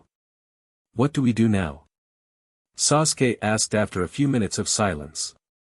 Kakashi sighed. This mission just changed from a C rank to an A rank, he told them. You three aren't ready for this. He sighed again. I hate to say this, but we need to return to the village. I'm calling off the mission. Tazuna's eyes widened in fear. You can't. If you leave, my people are doomed. You have to help us. We don't have a choice, Kakashi told him. I'm sorry, but I won't risk my team on dash. I'll help, Naruto spoke up in a serious tone. Kakashi turned to him in surprise. Naruto? I said I'll help. He may have technically cheated us, but the mission objective to protect him still remains the same, and I can tell that he's telling us the absolute truth. Another thing to note is that he said that the bridge is nearly complete, which means that it won't take too long to finish. Also, he can compensate from everything once the economy returns to normal. But Naruto, this isn't a C-rank mission anymore. Sakura protested. I know, we're shinobi and we do not do charity work, but we're not heartless either. Naruto's words struck a chord in all of them as they stood there in silence while Tazuna desperately hopes that they don't abandon him. I say that we continue with the mission, said Sasuke, earnestly hoping to face strong opponents to test his growth and also gain an edge over Naruto. Me too, I'll try to help however I can, said Sakura, deciding to support her teammates and hopefully not drag them down. Kakashi had been training her in genjutsu and also suggested that she studies medicine in order to help her teammates or the clients. Kakashi stood there for a few moments before speaking. Sigh, as much as this goes against my better judgment, will continue with the mission. Tazuna was happy to hear that they would continue to protect him until the bridge is completed. Oh, thank you very much. I promise, as soon as Wave is back on his feet, I'll pay you for an A-ranked mission, he vowed. We'll hold you to that, Kakashi told him, seriously. And so, after Kakashi sent a message to the Hokage about the change in plan and to notify him to send a team to bring the Demon Brothers in, the group carried on, unaware that the danger was only going to increase. A few days later, the group had reached the land of waves after traveling through the waters obscured by the thick mists. They also saw the uncompleted bridge and were in awe of its gigantic size, which only solidified why Gato is so desperate to kill Tazuna and stop its completion, having judged it to be a major threat to his tyrannical rule. After thanking the fishermen who helped transport them across the water to the other side, the group ventured further through the mist. Man, this fog is so thick. Maybe even thicker than soup, Naruto said as the team continued walking. This part of the world and water country are always like this, Kakashi explained to him and the others. It makes it easier to hide, but also easier to be ambushed, so stay alert. The team did as instructed, keeping a careful eye and ear out for any sign of an ambush. Some nearby bushes rustled and Sasuke responded by throwing a kunai at the disturbance. Sheesh, Naruto quirked an eyebrow since he didn't sense anything negative. A little jumpy there, Sasuke. Shut up, Dobe, the Uchiha grumbled as he went to check the bushes. He peeled back the foliage and found a white rabbit, scared out of its mind with the kunai having nearly hit it. "Ah, Sakura cooed, it's just a little bunny," she said as she picked it up and began petting and consoling it.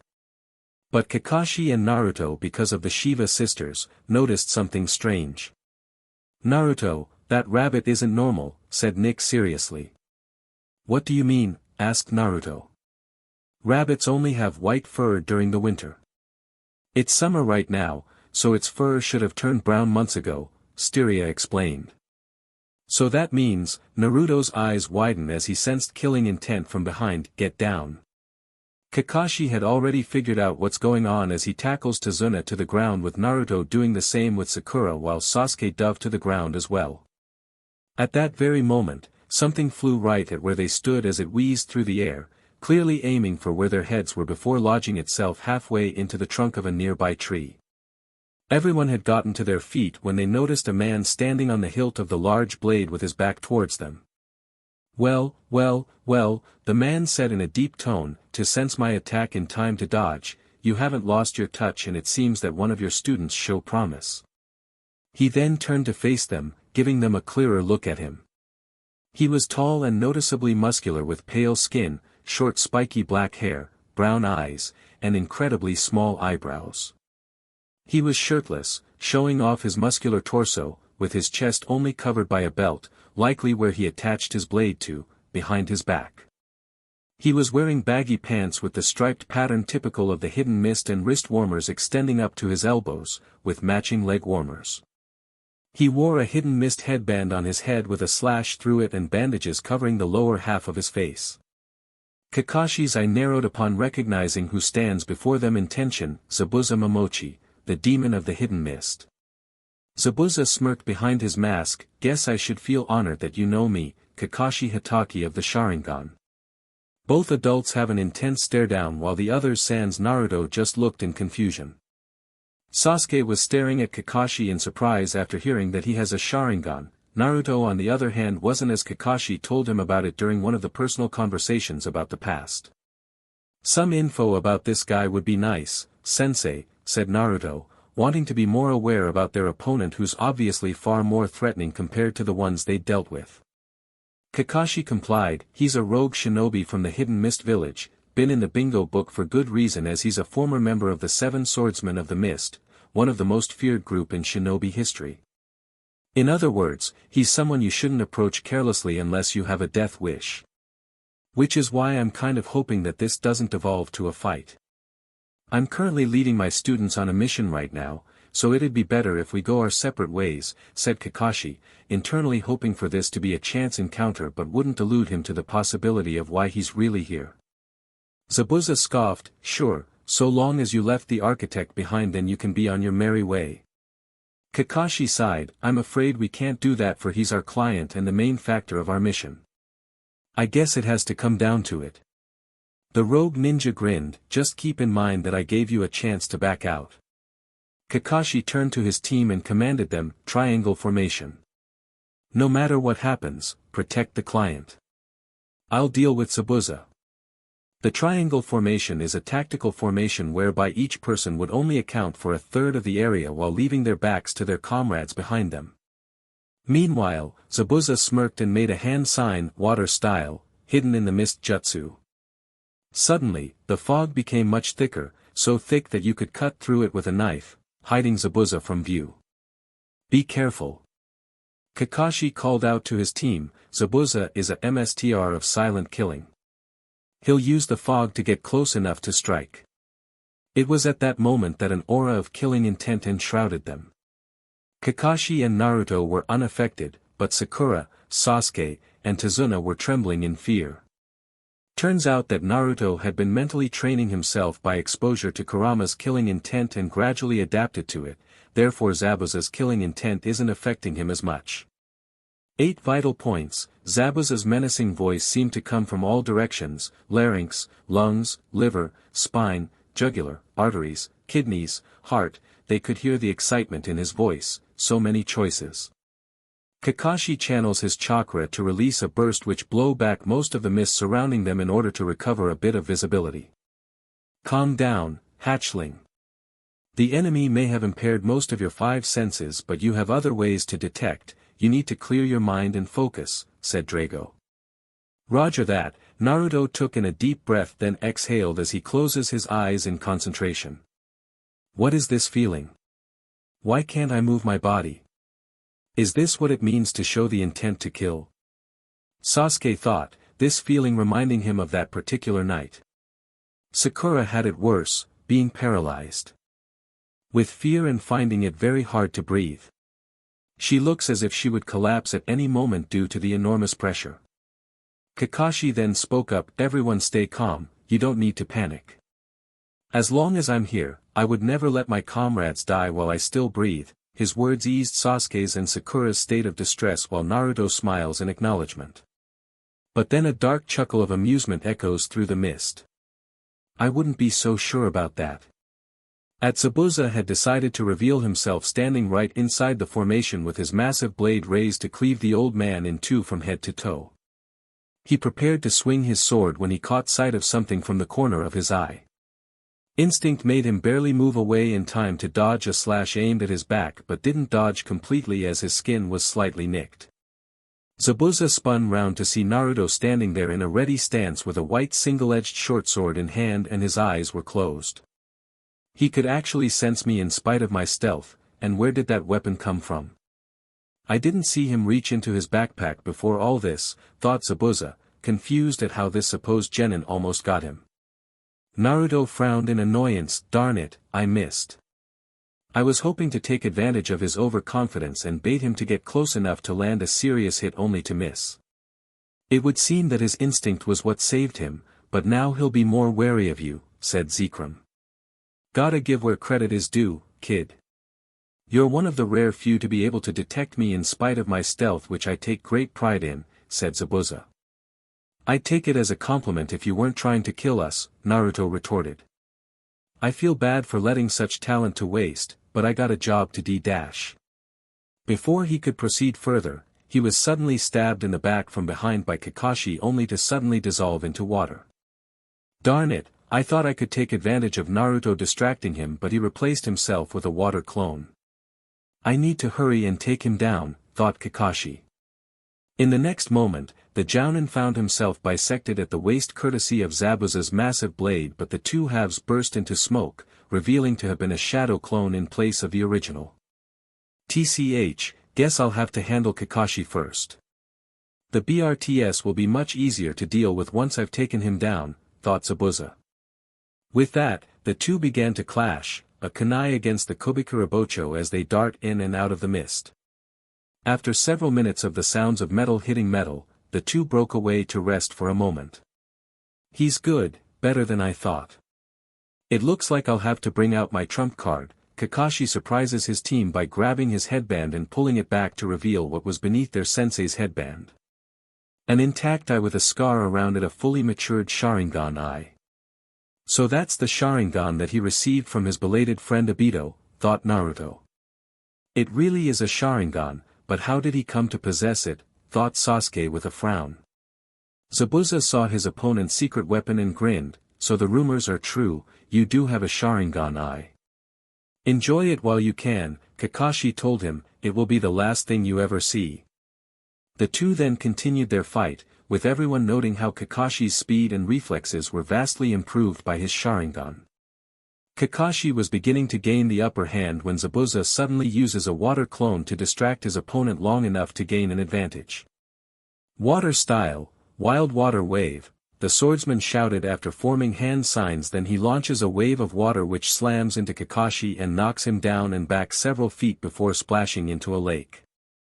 Kakashi burst out of the water's surface when he felt that something was wrong. This water, it feels so dense and heavy. His eyes widened when he realized what was happening. But before he could react, Zabuza has already reappeared beside him while standing on the water's surface as he weaves through a set of hand signs before stretching a hand towards him. "You're too late," he smirked. Water style, water prison technique. The nearby water quickly forms into a large sphere, trapping the copycat ninja within it and rendering him completely immobile. "DMN it."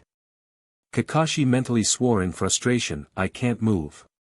Zabuza smirks triumphantly, "And now, the rest of your team and the old man are as good as dead." Because he had to keep his arm in the water sphere to keep it active, Zabuza then made a hand sign to create 2 water clones that began to move menacingly towards the others. "Run!" Kakashi ordered his team, somewhat surprised that he could still breathe and talk in his prison. "Grab Tazuna and get out of here." Zabuza sneered in a predatory way, "It's no use, it doesn't matter where they go, how far or fast they run, or where they hide, they won't escape me."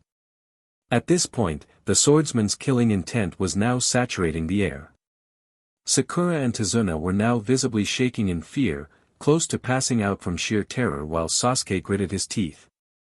The Uchiha isn't that arrogant to the point that he believes that he could take on someone like Zabuza. He figured that their best chance of survival would be to find a way to free Kakashi since he's the only one capable of handling the rogue shinobi. On the other hand, Naruto was unaffected and stepped forward with a look of determination on his face, much to the shock of everyone present. Zabuza raised a tiny eyebrow before he started laughing. "Do you seriously think that you can take me on?" Kakashi feared for his students. "Naruto, what are you doing? Take the others and run. He's too strong for you," he pleaded. Naruto refuted. "No can do, sensei. Running away would only make it easier for him to kill us. This is do or die with no form of continue or extra life." We accepted the headbands, knowing the weight and responsibility that comes with them. Zabuza scoffed. "Please, ninjas of the hidden leaf are nothing but softies. Not knowing what it really means to be a true ninja." "What are you talking about?" asked Sakura confusedly. "Let me ask you this, did you have to kill your comrades in order to earn your headband?" That question shocked everyone to the core as Zabuza laughed madly. It was the time when Kiri was known as the BLD Mist. Only those who could kill their own comrades were deemed worthy to be called shinobi of the hidden mist, for the survivor would have proved capable than what the rest of them could have achieved together. Their sacrifice was worth the result. That was until the higher-ups developed a conscience and banned such an initiation. "Sakura, don't listen to him. I need you to hang back and protect Tazuna," said Naruto with the pinkette nodding meekly and taking her position. Then he turned to Sasuke. "You and I will need to work together if we wish to survive. I'll take point while you try to find the right moment to strike." "All right then, the sooner we shut him up the better," said Sasuke, taking on a more serious stance. Zabuza scoffed. "Don't get cocky BRTS, just because you're stronger than a regular genin doesn't mean that you can stand up to me.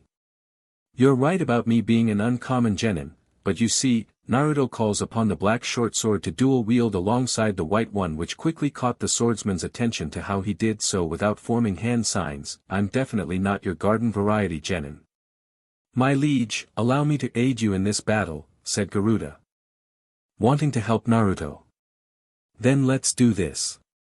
Naruto crosses his arms together as he concentrates elemental link, cyclone. Naruto's body began emitting a sky-blue aura as the wind seemed to pick up and swirl around him, blowing away the surrounding mist. Then he broke his arms apart while air was pushed out from around him, and his twin short swords are now glowing with the same aura. Zabuza was taken aback by this while Kakashi seemed to recognize its similarity to its fire variation. "What kind of jutsu is this? I've never seen anything like it before. Could it be some kind of bloodline?" thought Zabuza in confusion. "It's just like when we fought during the bell test, except that this one is of the wind element. Could it be that this fighting style of his is capable of utilizing other elements?" thought Kakashi, hoping that Naruto and Sasuke avoid taking too much risks for this fight. Intending to clear the way for Sasuke to go through as well as preoccupy the water clones, Naruto made the first move, Wind Raid, wrapping the twin short swords in the wind. Naruto threw them right at the clones that used their own swords to deflect them with hardly any effort. One of the water clones scoffed, "Is that the best you can do?" But then they noticed that Naruto didn't seem frustrated that his attacks failed to hit but rather amused.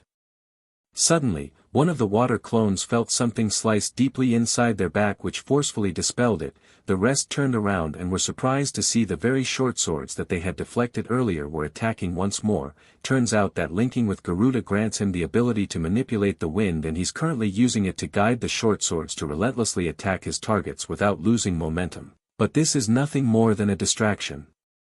Naruto quickly closes the gap between him and the water clones that were busy deflecting the thrown short swords which kept coming back and attacking them. Then he made his move, gouge. He manifests a pair of Garuda's claws to hover at his hands as he proceeds to savagely tear into his opponents with swift yet reckless abandon, landing continuous hits.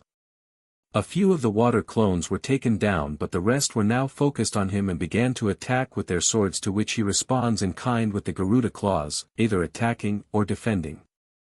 Seizing the opportunity that Naruto had given him, Sasuke rushes past and moves to engage Zabuza with the intention of freeing Kakashi from the water prison. The original rogue ninja turned away from the ongoing fight to face the Uchiha. "Now then, what makes you so different compared to your friend over there?" asked Zabuza in faux curiosity. Irritated at being underestimated and compared to someone like Naruto, Sasuke readied himself. "You're about to find out." Over with Naruto, he was busy trying not to cut up from the massive swords of the water clones thanks to the link with Garuda granting him the effect of a sharp increase in speed. One of the water clones decided to attack with a jutsu. Water style, ripping torrent. The water clone generates water that spirals in the clone's hand, which it then fires at a high speed towards the blonde ninja. Realizing that dodging the attack would result in it hitting Sakura and Tazuna, who were standing behind him, Naruto quickly thought to cancel it out with an attack of his own as he recalls Kansho Bakuya to his hands. Gale Slash. He swings his weapons to launch a razor-sharp X-shaped blade of air that slices cleanly through the water jutsu like knife through butter, then struck the water clone that initiated the attack. "Heads up, one of those clones are making for your teammate and the architect," Kurama called out in alert. Naruto snapped towards the two and could sense one of the water clones positioned behind them and about to attack Tazuna with its sword. "Sakura! Tazuna! Get down now! Deadly embrace!" Naruto manifests Garuda's claw, which quickly extends from him and rushes forward. Sakura and Tazuna dove to the ground in time for the claw to grab water clone before it could attack. Naruto braced himself, then pulls the captured clone over to him and slams it hard to the ground and forcefully dispelled it. "My liege, may I suggest that we deal with these copies swiftly in order to aid your teammate in freeing your teacher," said Garuda. "My thoughts exactly. Can't let this battle go for much longer," thought Naruto. He turns to face the remaining water clones and prepares to take them all at once. Rapid storm, calling upon the power of the wind. He swings the twin short swords swiftly to summon a powerful whirlwind that moved forward and captured the water clones. Then the razor-sharp winds continuous cut into them until they were forced to dispel, leaving just the original. And now, to deal with the main guy. Over with Sasuke. He was forced to attack from a distance as Zabuza was standing on the surface of the water and he didn't know how to do so yet.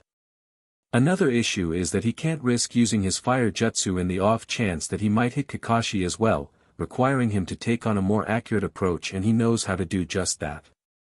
Sasuke swiftly reaches into his backpack to take out a weapon and unfolds it to reveal a windmill shuriken. "This should work, ninja art, windmill of shadows." He spins the shuriken in between his fingers before throwing it in Zabuza's direction.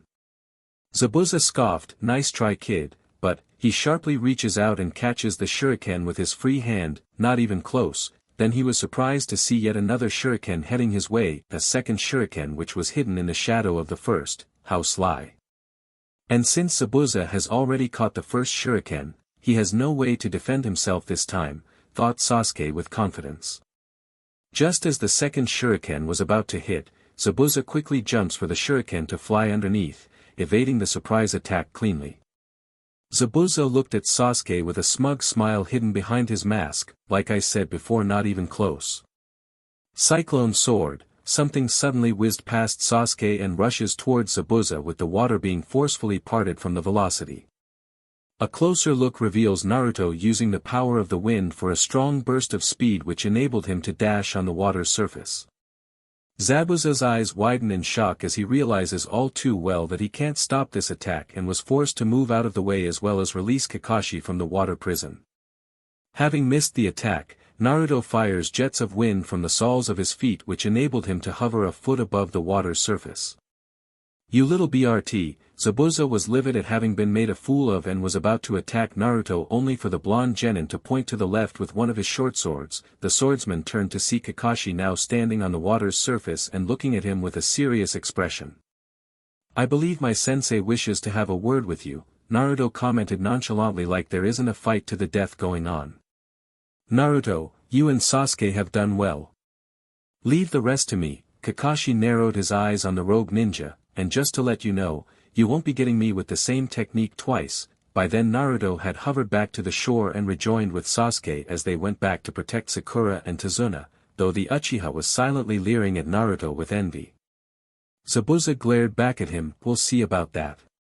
Time skip as the fight went on like in canon. Zabuza finds himself slammed back first against the trunk of a tree after having his water jutsu being copied by Kakashi's Sharingan then used against him before he could use his. Hearing footsteps, he raised his head to see Kakashi standing before him with a kunai in hand. How is it possible, can you see the future? Asked Zabuza. Kakashi shrugged his shoulders, technically yes, not like you'll be mulling over it for long since you're going to die. Can't allow you to harm my students and client after all. However, before he could do anything, some long thin needles suddenly came from out of nowhere and struck the swordsman in the neck. Zabuza stiffened for a second before falling over, completely still and unresponsive, surprising everyone. Thank you for the assistance, Konoha Shinobi, a soft voice spoke. Kakashi turned to face what appears to be a young man with an ANBU mask which has the mist symbol on it. Snapping back into focus, the Jounin went over to Zabuza's body to check for any life signs and found none. He's dead, Kakashi announced to Naruto and the others, which made them feel relieved but still confused at the presence of this unknown person. Care to tell us who you are? Sasuke demanded. The masked ninja responded, apologies, but I am disinclined to reveal my name to you. Given my line of work, it's best I keep my identity hidden. Needless to say, I am a hunter from the Hidden Mist and I have been tracking Zabuza Momochi for quite some time now. Due to his complexion and tone of voice, he must be the same age as Naruto albeit already being an elite assassin. I can tell that he's not an ordinary boy, but what is he, thought Kakashi with a mental frown. Naruto stood there silently and was frowning a bit as he thought about something concerning this masked ninja. Now, I must dispose of the body and return this sword to the Hidden Mist. The ninja went and picked up both Zabuza's body and Kubikurabocho, which is an impressive feat, considering his size. Thank you once again. And, with that, the ninja leapt into the woods and disappeared. Naruto stared after the masked ninja for several moments when Sakura notices his silence and called out to him. Hey Naruto, what are you thinking about? Asked the pinkette. There's something about that hunter that bothers me, like there are some oddities about him and our fight with Zabuza, said Naruto. Like what exactly? Not here, let's head to Tazuna's home first so we can talk to Kakashi-sensei about it. Luckily, it's pretty close from here, Tazuna spoke up. He's truly grateful to have met these group of Konoha shinobi and felt hope that they would help his homeland regain its freedom from Gato. Along the way, the elementals and Bijou were having a private conversation with Naruto not being aware. There's something off about that masked ninja, the hatchling is not the only one finding it suspicious, Drago frowned, having thinking it over. Indeed, why did this hunter wait until the last moment instead lending them aid when their sensei was captured? Elrath was also seeing some oddities about the fight. The enemy of my enemy is my friend. That should have been a good enough reason to help from the beginning and even provided intel on that very enemy for a more strategic engagement. Zekrom pointed another oddity out to them. Styria spoke up to add something to this matter. My sister and I also noticed something about the ninja's energy signature, it seemed to have an affiliation to the power of ice. And the most concerning of all is that Ninja bore no negative intent towards Zabuza, who was supposed to be the enemy of his village the entire time, said Kurama. It would seem that our liege and his allies have not seen the last of that swordsman and his ally. Garuda said what was in the minds of everyone and intend to help Naruto in their next encounter. So alright folks, that's all for today. Stay tuned for more crossovers. Do subscribe, like and share for more such videos. Also check out the story and author Hussbek on FANFICTIONnet. Press the bell icon to be notified first on release. See you in the next video. Till then, goodbye.